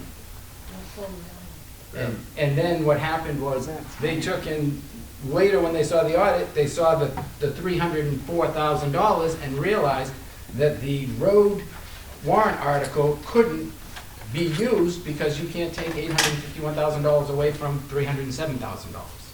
The auditors didn't have an audited view of the balance sheet of the town. That's plain and simple. And until October. And they wouldn't put it on the books as like a receivable, like somebody owed us, because it's a donation. It wasn't a true contractual receivable. It was So donation. just to I'm sorry, follow, Hold on, man. Just- Go ahead, Paul. Can I just say something? So we're talking about this audit that came in October. And I know I wasn't on the budget committee, and I know that I will say, moving forward along the way, we should have been updated. We should have known that when they brought the payment in July, on August 2nd, when it was deposited, they went to the board on they gave you the check on July 30th, 31st. They went to the board a few days later, August 2nd, and asked for that $568,000 or whatever it was to be excused, $598,829 to be excused. And just with this backup, and I'm sorry, I might come off a little bit rude here, but I think we're to blame for this, and I think we can't blame an audit. Okay. And I just want to take a step back. No, just give me a minute. No, but can I just ask you to change, they did not excuse the debt. I don't want. Not excuse. You just used the word dispersed. For a year, just give me a minute. So I want to go back. In 2021, this budget committee knew that unassigned fund balance was $4,235,156. We also knew that the board, you put a warrant forward for $100,000 for town road upgrade, warrant article 25. That brings us down to $3,235,000, $156, okay, roughly. So now we get to the audit, and audit page 10, Paul, if you're going to talk about the audit, and they come in and they say that our balance is now down to the 3.9. Really, it really was 2.911 because we did have that earlier warrant article in 2022 for the town roads for 25. But now as a budget committee, we're supposed to know these numbers. We're supposed to know what is coming in, what's going out, and where the funds are. And I think just as a citizen of Wolfeboro, I'm like, I was looking at all this and reading through, and some of the biggest things that bothered me in the packet and I'm just gonna go through this slowly. There, obviously, on that August 2nd, there was the locker room conversation that the board voted on that day. And then it got down to the fact that will be owed the $598,829 that they couldn't make on August 2nd. And Luke Freudenberg said, how would that affect the budget? So this is on August 2nd. And the quote here that bothers me, as far as cash flow goes now, we're in pretty good shape. It's not going to be a terrible hit to be able to float this. Now that's what you said. Correct. And Still true. and then, hold on, that's right. And then Brad, Mr. Herman said, I'm okay with it if you feel we're in decent financial shape. Now this was on August 2nd. This is before an audit, this is before anything. I feel like our following meeting in August, maybe this should have been presented to the budget committee, and maybe it's our responsibility to know as a budget committee what's going on with this stuff ahead of time. We should have known when that warrant was passed that the Friends weren't going to give that money for a long period of time, that we were going to pay all the bills first. And I think as a budget committee, moving forward, there's a lot in here that as far as I'm concerned, I agree with you, Matt, 100%. This letter, I don't think reflects what actually the course of sort of how the year flowed through and what's going on in this packet that I was given. I have a lot of questions. I have questions about where the MOU was. We have an MOU from 2021, which is based on a prior warrant article in our packet. We don't have the MOU for Friends that was based on for the repairs, the 2.7 million they were supposed to put forward. Just on that prior warrant article, I think it was for 125,000. So I'm just uncomfortable moving on tonight with signing this letter, and I just want to make a motion that says just that we can put this off till Monday. So we as a budget committee can look into this and write a letter that we feel is the appropriate letter that our signatures will be on. Because at the end of the day, I mean, what do we have? RSA 3212? That if we get this wrong, it's coming out on us. It comes down to us. It's not coming out on anyone else. It's coming down to the elected officials. And those are the people sitting at this table right now. Okay, is there a second to Bobby's motion? Does everyone understand it? My motion is that I want to wait till Monday and for us to draft our own letter and to look at this appropriately before we sign our names on it. So you want to make that a draft, we draft our own letter and then we bring it up, take it off until Monday? Till Monday. Okay. I think that's how this goes. Discussion.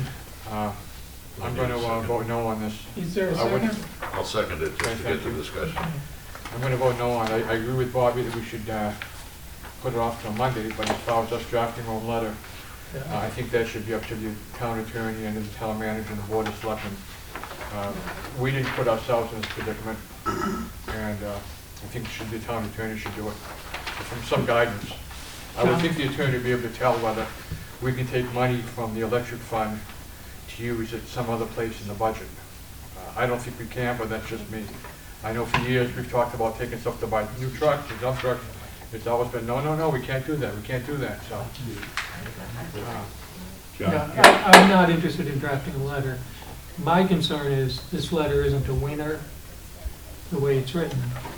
The statute allows this to happen for unusual circumstances or an emergency, and it doesn't come out of this letter. And Paul, I know you think it says that. I don't see it. Okay, So, that's fine. Any more discussion? Yeah, I'm okay with a change in the writing. I agree with John that we shouldn't do that. This is a matter for a lawyer. Well, I agree. I'm not saying draft it alone. I'm just saying this is not the letter. Let me finish. I think the letter does what it's supposed to do. I I respect other people's opinions that it doesn't. Is there any, well, we shouldn't be rushed into doing the wrong thing. Is it possible that maybe the people who think it doesn't, and I guess that would be you, Bobby, and Matt, could generate a what do you think it needs to say and get it to Jim and Casey PDQ so they can get it to the lawyer tomorrow? Tomorrow's Friday, right? Mm-hmm. Okay, get it to the lawyer tomorrow, and then Monday, over the weekend, we get a copy of something and we look at it. And Monday Yeah, we just can't say that this doesn't do what it should. We have to give the guidance. If no, you but believe no, I that. think that's what you're suggesting, is we gotta give some Well, guidance. I feel as a budget committee that this, I mean, I think with the backup that I've been given, and I mean, honestly, walking in tonight, this is a brand new letter, so to get a brand new letter tonight and not have time to go through it and just even look at it is a little difficult before I sign it. But I think as a budget committee, it's our responsibility not to just be handed the letter to sign, but to actually, Contribute to its content. yes. So why don't, I'm gonna put you on the spot. I mean, Matt, you're Okay, then vociferous on this, let me respond. and Bobby, you are as well. Why don't you guys team up, get some points, get them over to Jim, and then Monday, pencils down, we either vote or we don't vote. Well, I agree that it has to go before a lawyer. I just am saying to just be handed this and sign it tonight. I definitely would rather wait till Monday so we can get more, like ask more questions. I mean, I have emails that I sent to the town manager that I haven't gotten answers back on yet. And I think those are, yeah, no, and I know that. Well, I got handed it the other day. I mean, it's not, I mean, if I ask a question, I'm sorry, I was handed it the other night and I'm handed it right now. I'm asking questions if I'm handed on.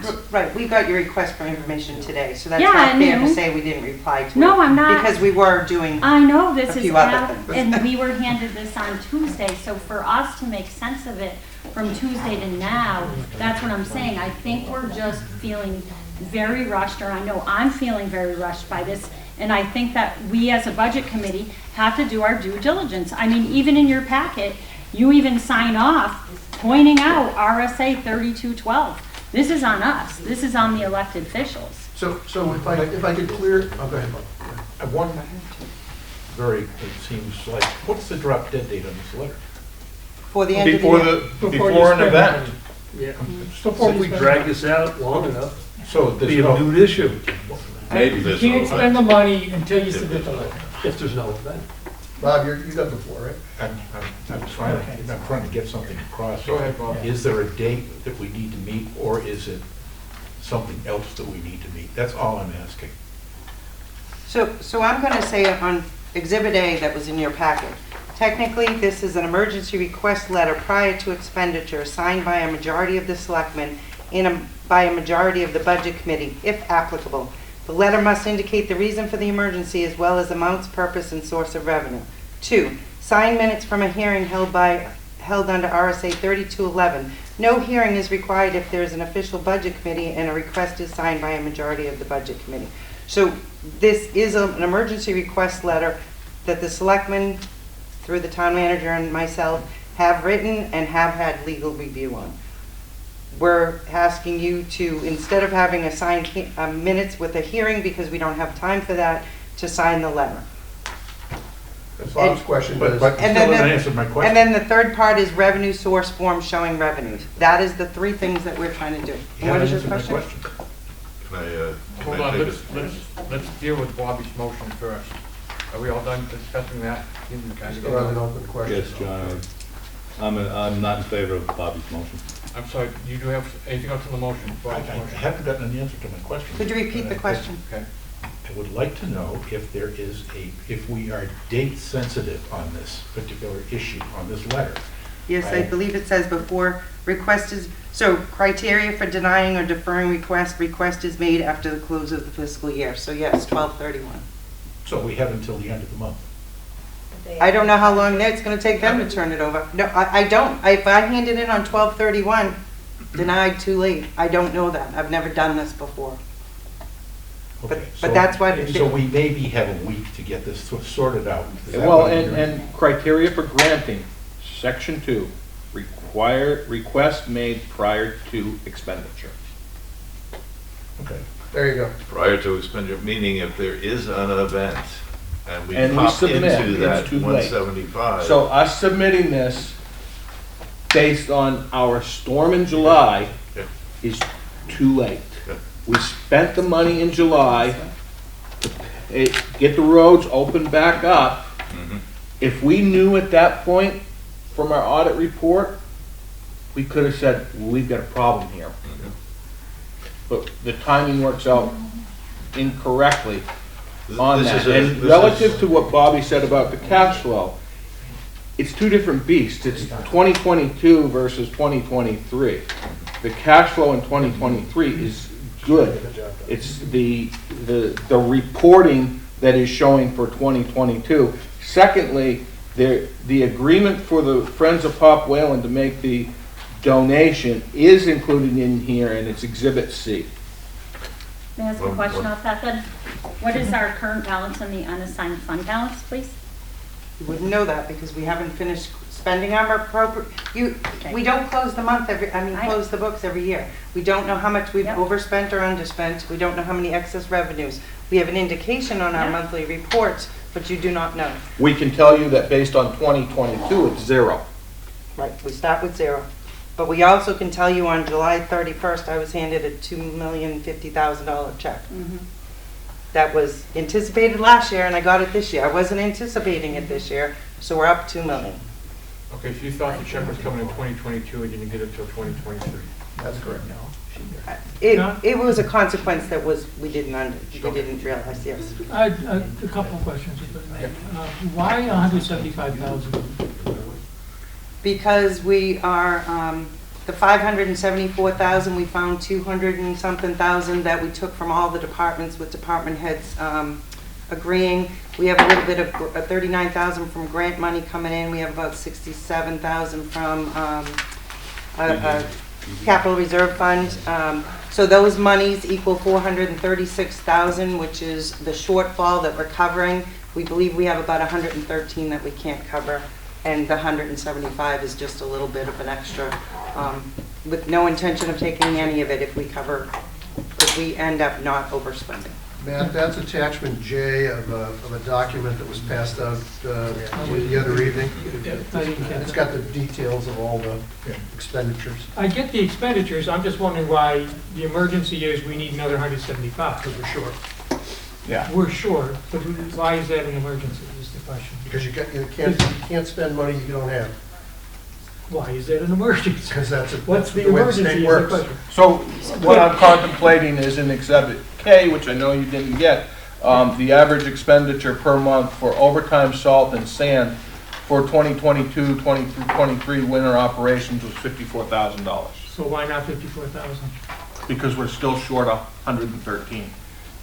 He's still short the entire 113 434 plus So 113. if you look at their Exhibit F, Matt, go to their Exhibit F and it explains it a little better.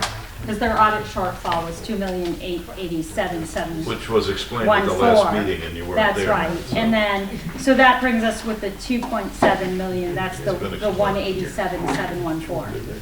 I got that. So that's on Exhibit already F. happened. That's already happened. My question is, what's the emergency? It sounds like the emergency is 54,000. No. It could be 12 storms between now and 12/31. Okay. So This 12 times letter 54. doesn't say, we're submitting this because there could be an emergency. There's an emergency. Sure. This is the unusual circumstance. This is the emergency. And But- then say, so to answer Paul's question, what would I add to this? Right up front, I'd say, we're having an emergency. This is it. This is the emergency. We're short X amount of money. We're gonna need to, we're probably gonna need, we need to spend at least 54,000. It could be more. Casey, I'm sorry, what is our balance again in the Pop Whalen Enterprise Fund? What's the revenue balance in there? What do we have as a surplus? At what time? Like right now? Right now, it's a moving ball every single day. So I can tell you, it's in this package, I think they are negative 100 and something So thousand. we have no funds in the Nothing. enterprise fund? That's correct, they owe us. They owe us. So Jim? now, As of 12/31/22. if I could just finish. Where did the 2 million go? What, it didn't go in the Poplar Enterprise Fund? No, it went into donations, there's a document. It went in the general fund, not into the That's correct. Pop Whalen Fund. That's why you can't find it in Pop Whalen, it's in the Well, general it should, fund. I understand, I mean, it shouldn't be there, and based on the Warren article, it shouldn't be. There was a in percentage there. on the warrant article. It wasn't all in Pop Whalen. Exhibit E, Yeah. general fund, right here, Yeah. $2,190,000. Jim? Budget zero. We can't take any of the donation money we've got in there now, we can't take any money out of that. I'm sorry, John, repeat that. Any of the money that's been donated for Pop Whalen, that's in a separate account somewhere? It's in a separate year.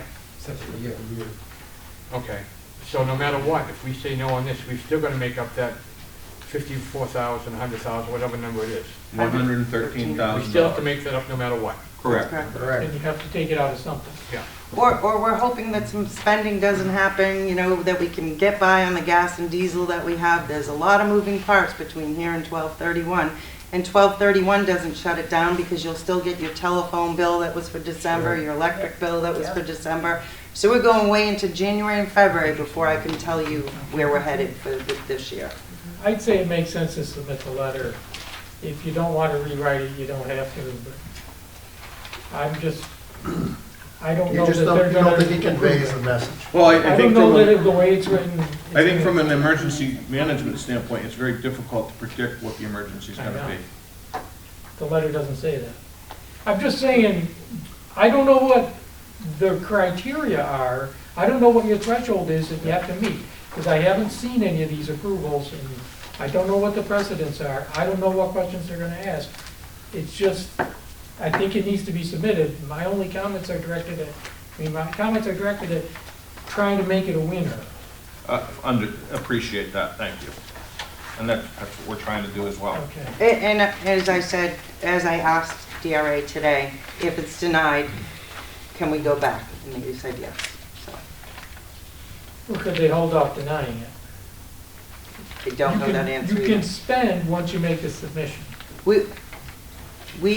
We are spending day to day. I know. 10 storms come in, we're spending the money. I mean, either that or we tell Unless you the, submit. no, we have to spend it on plowing the roads So you have to and submit putting out it. fires and, So, to answer Matt's question, they have a criteria for granting this. That criteria is, one, satisfactorily explanation of the unusual circumstances and a legal purpose for which a town or village may request to expend. Request made prior to the expenditure. All required documents and signatures are submitted. Documents show amount of request and source of revenue. Does not meet criteria for denying the request, and there is no other alternative. So I think you meet all those except the first one isn't leaping off the page for me. Well, if I may, it seems to me that the emergency that we're talking about here is items 1 through 7. it all adds into it, yes. I agree. Items 1 through 7 in this letter Yes. define the emergency as we perceive it. Is that correct? I believe so. And I think emergency is a poor word. Okay, but The issue. the issue. The call it an situation issue. we're in. Unusual circumstances. Unusual circumstance, call it what you want to, but items 1 through 7 are the unusual circumstance that are generating the request to overspend via the electric fund of $175,000. Am I hearing, am I stating that right? So the unusual circumstances, the confluence of items 1 through 7 is described below. Yes, that's it. We got a motion. Yeah, I'm gonna take a vote on that. The motion is to John? move the letter signing or approval until Monday the 18th, and to have us as a committee rewrite the letter itself. Is that fair explanation, Bobby? Yes. Okay. This would be a roll call vote. Bobby Budman, Yes. Bob Tupper, No. John McDonald, No. Tom Bell, No. Brian Black, No. Matt Plash, No. Bob Lohman. No. Paul O'Brien, and Brian Shays. Brian DeShay? There's a Vote. vote that you're supposed to participate in. To rewrite, I'd say yes, rewrite.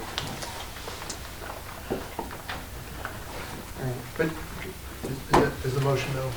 It's failed. Can I ask a question of, did you vote for this letter as a Board of Selectmen member? I found out information just recently that's making me want to reevaluate this letter How recently? today. What'd you find out?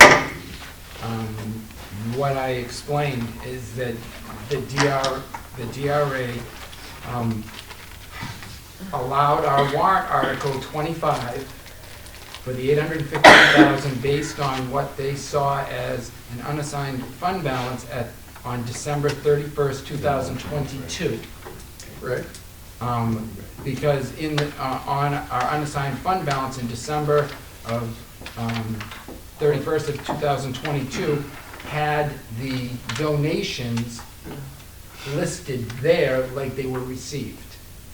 And they weren't received until 2023. Well, so I have, if I could just ask That's for what I was told. if I could just ask for clarification. A donation that gets received has to go into the books of the town. It has to find its way into the books of the town. Did the donation go into the books of the town? in July or August. In July or August, but not in December 31st of 2022. And that's backed up in the books of the town. That's correct. Exhibit G says that we were short 2.8 million in Hang on. donations, so. So, Brian, I'm just responding to what you said. When you get a donation, or you get money, or you generate an expense, it goes into the books of the town. And that didn't happen. It may have been reported verbally or written that we have a donation coming in, but unless it goes out of the books of the town, it ain't real. So is it the fact that it was a donation and not a receivable? Yeah. That's what I causes mean, the that's, problem. they Okay. didn't book it as money that was due to us. And you because it's- couldn't book it as a receivable, if I understand correctly, because I've read the MOU. That MOU's got no teeth in it. So you have no way to go back and say, I want your car, I want your house. There was nothing that bound us together. So is that the new information you found? That's what I found out. So then, John, I have another question. I don't understand what you found out. So does the Board of According to- Selectmen vote on this before we vote on this? Board of Selectmen directed me to come to you with this. So I took the liberty to draft you a letter. I got it. So we now have a 4-1 Board of Selectmen vote? Because if you voted no here, you must have voted no. Are you changing your? Vote on We it. didn't vote Well, on you it. haven't voted on it. So does the Board of Selectmen vote before we do? No, your vote is supposed to be tonight. Well, When is your vote? couldn't you vote first? Guys, we're running out of time. We Guys, we're confused. He was we getting- asked them, we asked them to draft it and to bring an emergency letter to you, all right? These have been emailed out to us. As a board, we don't have a meeting. We haven't called a meeting. We thought you guys, we would take it here and get your approval, then it would go to us to be signed, all right? And we'd have to either call an emergency meeting early or we do it on Wednesday.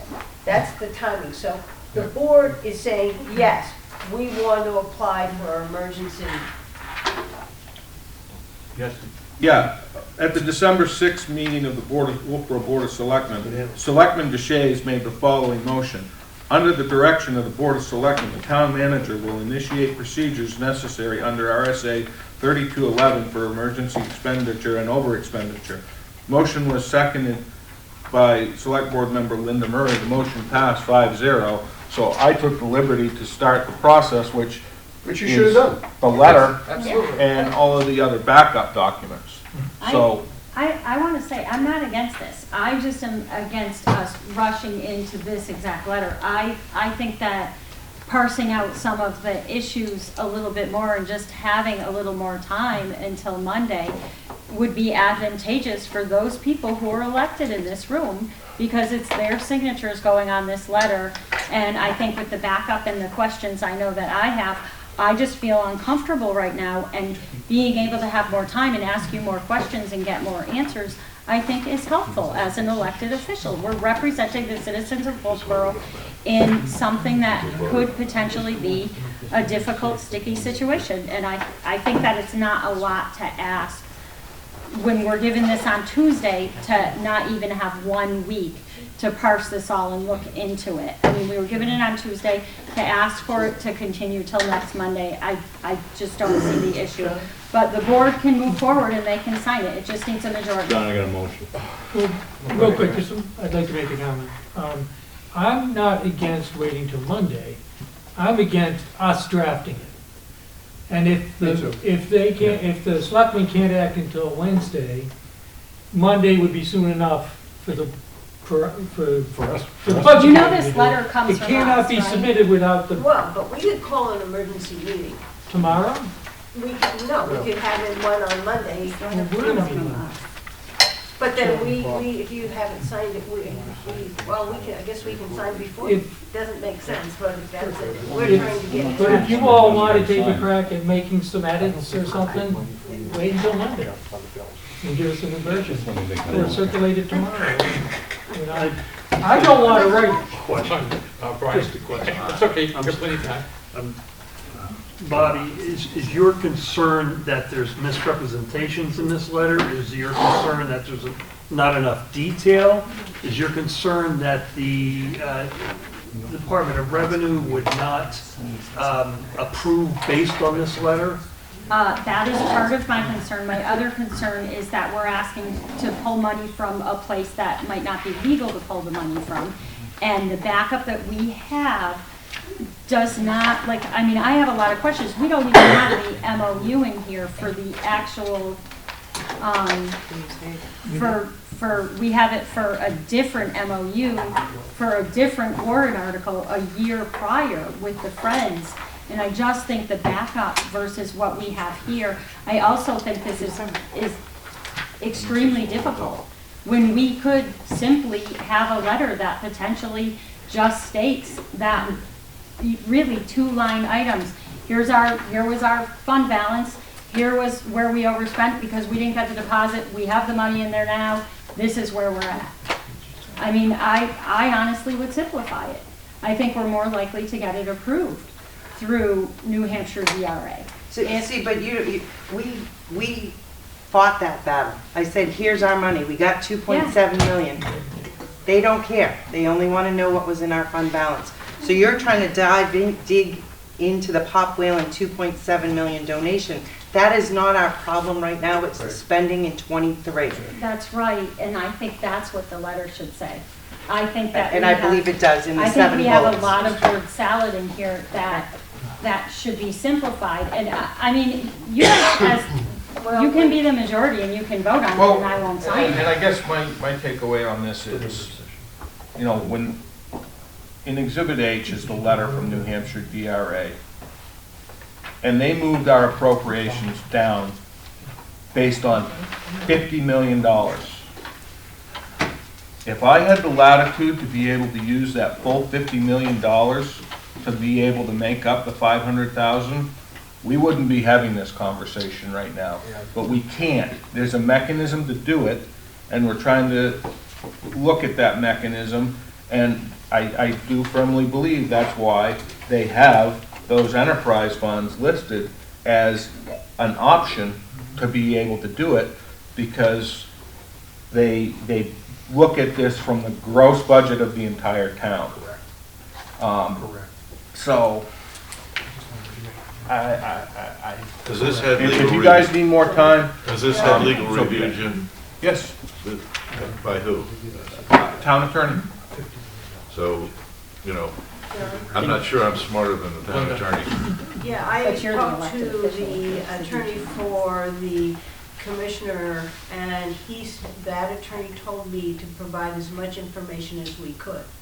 So I think we're doing what that attorney said to me we should do, and that's what's in this letter.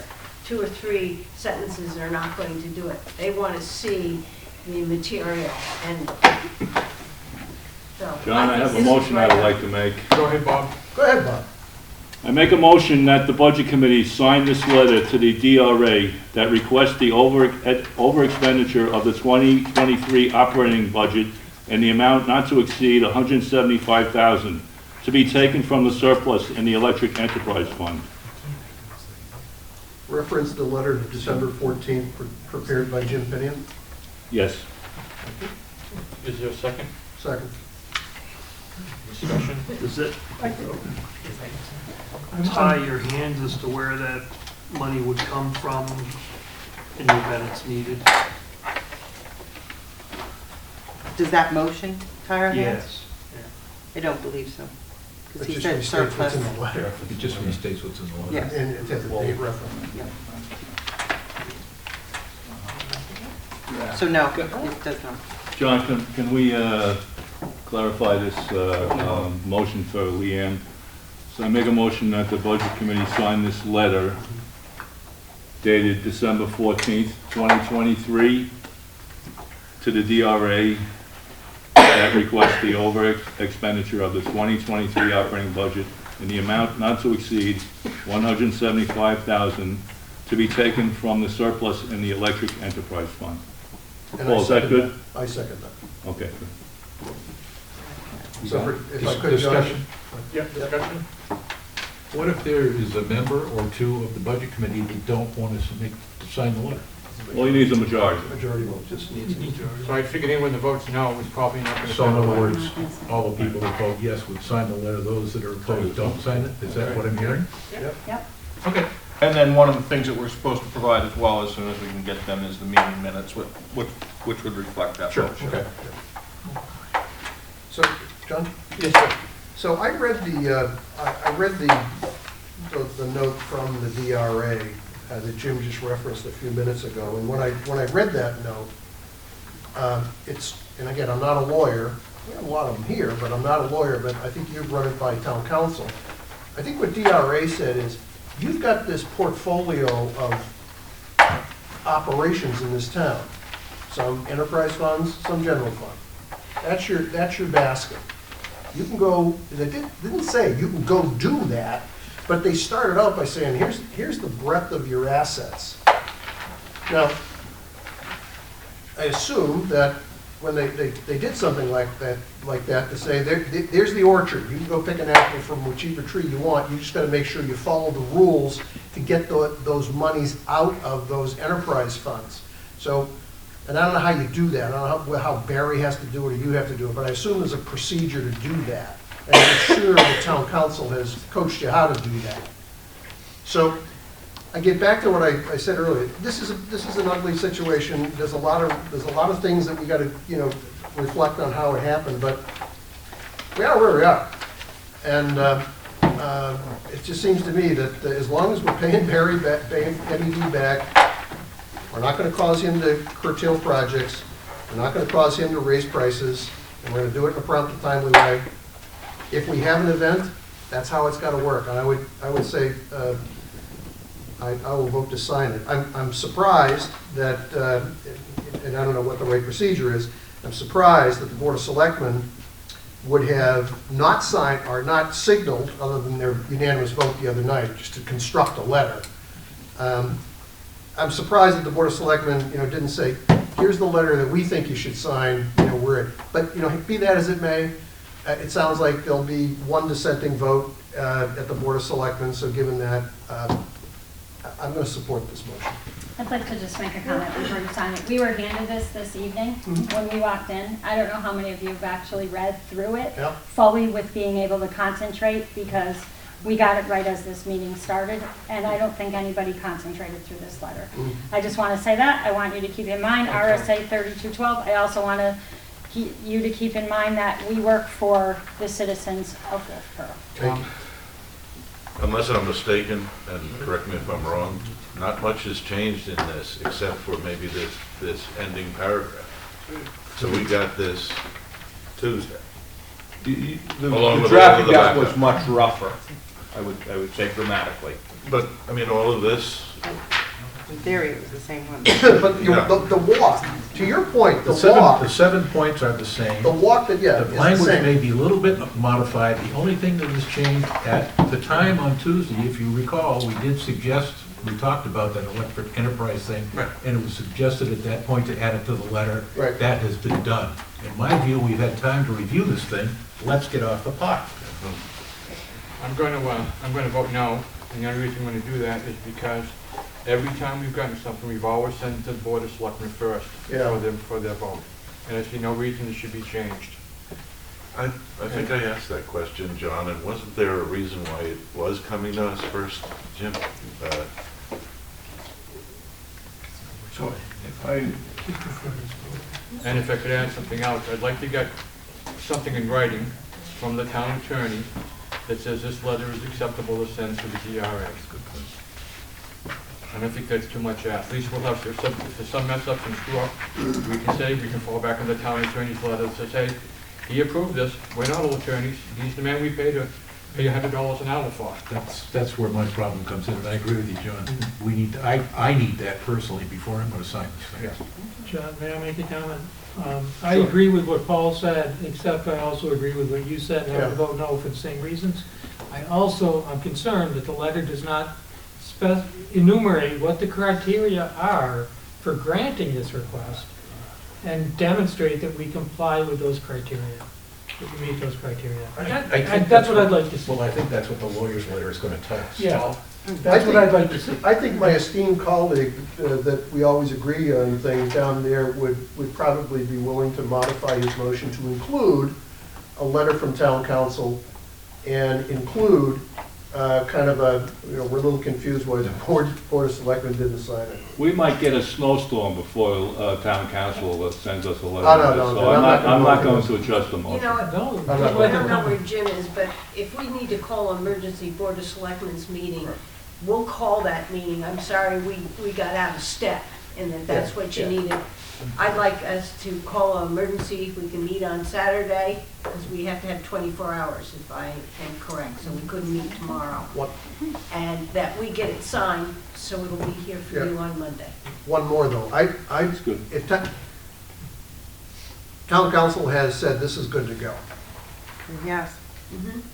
Town council has said this is I want to good. see an email. No, I understand. Town council has said this is good to go. I think he edited some of the words, right? I think that's probably what he's looking up right now, but yes, Okay. he edited. On the strength of that, and given that, maybe we just have a side understanding that we're going to get a copy of you're good to go, I'll support, I'll continue to support the motion. But as I said, John, I think it's unusual. Normally, the fiduciaries would say, we're okay with this, go do it. And that was an out of step, and I think that's the right word to put. It's an out of On the step. motion. As a Board of Selectmen member, I'll say this. Yes, I recommended writing the letter. Yes, I still think we need a letter. However, I didn't understand all the circumstances around it. I started last Thursday trying to figure it out. I had to go to 2 hospitals and have been out of town until yesterday. And on the road, I've been trying to do as much research as I could about this and figure it out. That's why the information came to me 7 or 8 days after it was brought to my attention. And it's just because I'm in the same boat. I need to understand everything before I sign it. I just have to. well, if that's the case in this room, then I think Casey and I will sit here with a great deal of confidence and say, you're not going to understand anything from DRA. We've experienced these challenges with them in the past. I would just provide to John the letter that I had wrote that delivered to you last Tuesday evening, went to Nathan, and he sent it back to me later that evening and said, attached are my suggestions and tweaks. Let me know if you have any questions and how tonight's meeting goes. So you modify the letter. Did he get a second bite on that apple? Here's No, my I took- sequence of events is, here's my suggestions, Jim. I'm sure you incorporated them. Did you put them right back to him and say, here it is? He sent it to me in track changes, I accepted them all, and it was done, Okay. short of the last adjustment that you guys recommended, that we remove the Pop Whalen revenue and go exclusively with the electric enterprise fund based on what I got the other night and the signature page. So based on the strength of that, if we can see the track changes to satisfy, all of us. that would be good. I will have him absolutely draft a letter saying I support this, no problem. Ask them about the enterprise fund, taking money out of the electric enterprise fund. If that's allowed. If DRA doesn't even know it's allowed, how does the legal? There's gotta be some court, some town in New Hampshire must have said, geez, let's take some money out of this fund here and use to pay the bills here. There has to be some kind of documentation somewhere in the state, or in some other state. Yeah, I agree with you. That's why I'm asking the question about rates and encumbering any of his programs. But if we put that to DRA and they say, you're good to go, we're good. Yeah. Yeah. And the same if the lawyer says it's not illegal, DRA can still say no. If DRA says you're not good to go, then Plan B, I don't know, Whatever plan. whatever Plan B is. That's why I would like to send it to DRA, let them make the call. I think we can respectfully get the legal letter, get the board to sign it, and move this on. I think we've all beat it up to death. I would love for your motion to pass tonight, because we told DRA they might have this in their hands tomorrow. So they're expecting. You have no problem if we vote against Bob's motion with the tendency to bring it up on the 18th. Do I have a problem? Yeah. I don't have any right to have a problem, but what I'm hearing is, you know what I mean? I think that it's doable. Like, let's just get it done. I'm afraid of time here. You know, the more we kick it down the can, but the selectmen want to sign off on it, and you want a legal letter, I think those are legitimate requests. And they could actually ask for a hearing on the matter too, which if they're gonna ask for a hearing, I'd really rather have that next week than Christmas week, because I got enough things going on Christmas week as it is, and I'm in trouble enough at home with the amount of meetings I have to attend, so. You want to read the motion and we'll vote on it, please? Well, I took a picture of it. You took a picture of it, okay. I thought we were done, hold on one second, I'll Do go you want to through. withdraw your Oh, I motion, think I Bob? have it, No, actually. I don't want to withdraw my motion. No. Okay. Oh, you're gonna reread it? Okay. Okay, the motion is that the Budget Committee will sign the letter dated December 14th to the DRA that requests the over-expenditure of the 2023 operating budget in the amount not to exceed $175,000 to be taken from the surplus in the Electric Enterprise Fund.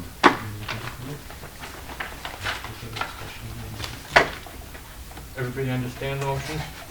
All done talking about it? Leanne, can you do a roll call, please? Bobby Budman, No. Bob Tupper, Yes. John McDonald, No. Tom Bell, No. Brian Black, No. Matt Plash, No. oh my God, Bob Loman, No. Paul O'Brien, Yes. and Brian DeShays. Abstain. Sorry, guys. No problem, thank you. I'll do another motion to address this letter on the 18th, Monday the 18th, at that time. I didn't hear that. I'll second I'll that. do a motion to address this letter on the 18th, Monday the 18th. I'll second that. Second. Yeah. Any further discussion? Can I just ask, by address this, you are looking for two things, a legal letter representation and the Board of Selectmen signing off on this, is that correct? Saying that this is, the letter's acceptable as written, and there's nothing that precludes us from taking money out of the electric fund. And can I speak to why to your motion? Certainly. So I agreed with the prior motion under the assurance that the attorney was comfortable with the letter as written. And the attorney would be giving us, well, we didn't get an opinion from the attorney about using an enterprise fund, and the attorney may not give us an opinion on that. But I agreed with the prior letter that the attorney had read the letter, was a little qualification that we wanted to get the board to do it, and I said that the board probably would have one dissenting vote. We should get the letter, my agreement to that is get the letter to DRA and let them figure out what to do. But I'll support your motion and I'll vote in favor of it. Thank you. Yeah. Any other discussion? Okay, seeing none, the roll call vote to, Could you, is it just to address the letter on Monday? yeah, to address the Make a issue we dec- brought up, okay. yeah, make a decision or whatever. On December 18th. Leanne, can you do a roll call, please? Yep, Bobby Hudman, Yes. Bob Tupper, Yes. Joe McDonald. Yes. Tom Bell, Yes. Brian Black, Yes. Matt Flash, Yes. Bob Loman, Yeah. Paul O'Brien, Yep. and Brian DeShays. Yes. Motion passes. Leanne, can you modify the posting? That we'll be talking about it that day? The what? The posting? Yeah. Just folks have- Okay, does anyone have anything else? Anything from the public? We've got a couple other items that I think we need some Okay. clarification on, and that's the schedule. I believe next week, at our Monday meeting, is it Monday? I believe that you would like, the schedule reflects, I don't even know where it is at this point. Schedule reflects warrant articles, estimated revenues, and defaults. Board of Selectmen at this point have moved half of the warrant articles forward. Would you like those half that they have moved forward to come in front of you that evening, or would you like them all? How many is it we're gonna have to deal with? 20, 20 money articles? 20 total. That's low.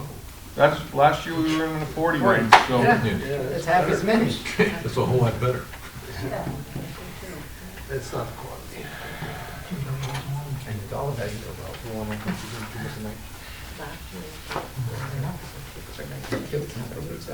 Let's do a bunch of different nights for warrant articles. So you want to do the first 10? Yeah. Yeah. Okay, so I'll have the department heads here for the first 10. And I can sit here and say that we aren't going to have the default and the estimated revenues complete for the 18th, so can we respectfully push those to the 28th? Yeah, no problem. So it's an interesting dilemma. Yeah, we're going to have to, right? It is what it is. It's an interesting dilemma that general fund budget adjustments, you're kind of handicapped by not knowing what the default budget is. Right? Yeah. Yep. So it's, it's kind of like, well, you can make all the adjustments you want, and then the day after, it's in the default budget. You also don't know the default budget until you get in your insurance rates Yeah. and your increases and, Yeah. different things like So the that. calendar- And you also don't anticipate spending 3 weeks on this DRA issue, so. But that wouldn't have mattered. It It would wouldn't have have for mattered me. because you didn't get insurance rates. I didn't have the insurance rates till, I don't know what date. November 10th? So I'm trying to process that was a big issue, sucked up a lot of your time, but there's things that contribute to the default budget that Right. we're not in the line of those other things. Right, Hey, but time, Suzanne, did you have anything else? I see you getting ready to go.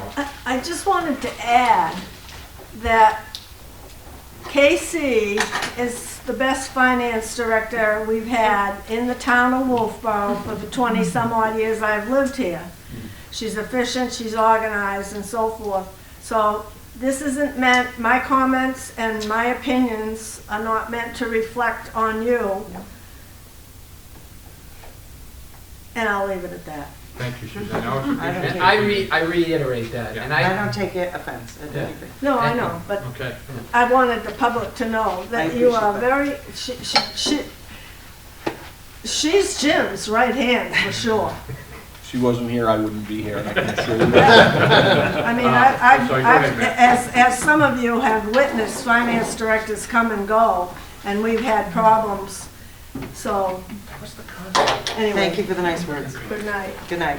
Matt. go Yeah, ahead. I took this goes back to the valuation thing. I took a quick look at RSA 75-8A. It only talks about the 5-year requirement. It doesn't talk about the 60% threshold requirement. at That's in all. the So handbook. if there is another statute, it's in the handbook, but if there's a statute or something that talks about that, I think. It's just a best practice. They call it a best practice that if you go So it's in the below- handbook. It's Yeah. not a requirement. No, if you go It's below on- 60%, it's a best Okay. practice, and they like you to be between 90 and 110. That's on the town website, the appraisers section, and it's about 206 pages. Okay. And it's, I think it's page 86, talks about the 90 to And 100. that's something we have to get a legal opinion on whether or not it's part of the default budget or not. I read that today in the New Hampshire Municipal Association manual, and as much as I don't care for this, I don't think it belongs in the default budget. Neither do I. Because you're creating a new line, and you're not allowed to do that. We've got a lot of those. If, yeah, so if we go to default budget, the 200,000 comes out. I think we also have the same problem with the EMS services, right? Yep, right? Yeah. That would be a new line. So the percentage issue on the reevaluation. You have to be careful with the new line because the new line, Only, not the law. these are actual lines, not going down to the lowest. This is a new line, so we didn't really add a new line. But we're increasing it and it's not contractual in this year, so we can't put it in default for next year. I just have It's one. my opinion. One- You mean the increase on the ambulance service, the 750, that could go out in the default budget? That is my belief. Interesting. I could be wrong, but we're not contractually obligated for it. Even if we signed a contract now, it's not till Not till the next year. Bob? I believe the DRA directed us to do the, am I right? The reevaluation. DRA, Yeah. Back in July, Bob, August, is that when this started? We got a letter basically firing a shot over the bow, Right. I would say, saying, Yeah, back in July. you guys need to June, consider July, this sometime because like this is where you're at. Consider it. Yep, we know. Does the DRA have the authority to require us to do it? Oh, yeah. Every 5 years. Why Where wouldn't did they? they get that authority? No, I don't believe they do, because We get- nobody can mandate you if you don't have the money for it. How can they make us do it next year if we don't have the money? Hang on a minute. Well, if we go into default, we won't do it. But that, you just said DRA could make us do it. Jim, you got a letter from them saying? I believe we did. You did, I believe you did too, I have a copy. We had, but the law only says every 5 years. At least. Everything else is in, least, excuse me, 5 years. Everything else is in a handbook, is that correct? I don't know. The law is 5 years, Correct. up to 5 years, Sure. period. Subject to another day. The other stuff is all guideline business, Sure. but not mandated. Well, nothing's mandated, but Well, the five Thank years. you. Okay, over the weekend, Jim provided us a list of cuts that he wanted to make. If you guys can find another $54,000, we won't have to worry about that letter. Right? provided you don't get any snow, yeah, sure. provided you know. And honestly, we are trying our darndest to make it up, and I'm sitting here with a whole lot of confidence if we get through without any weather, we're gonna do it. But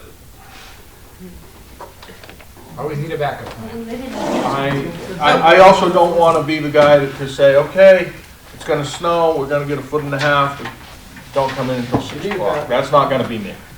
The roads will be plowed, the roads will be treated, fire will respond, ambulances will respond, police vehicles will respond. Business will remain as normal as it possibly can be. Does anyone have anything else? Yes, I do. Just one thing. I think you're absolutely correct in looking for an insurance policy. Thank you very much. Both of you. Anything else? Okay, a motion to adjourn from somebody? Yeah, so moved. Okay, very good. Thank you, everyone.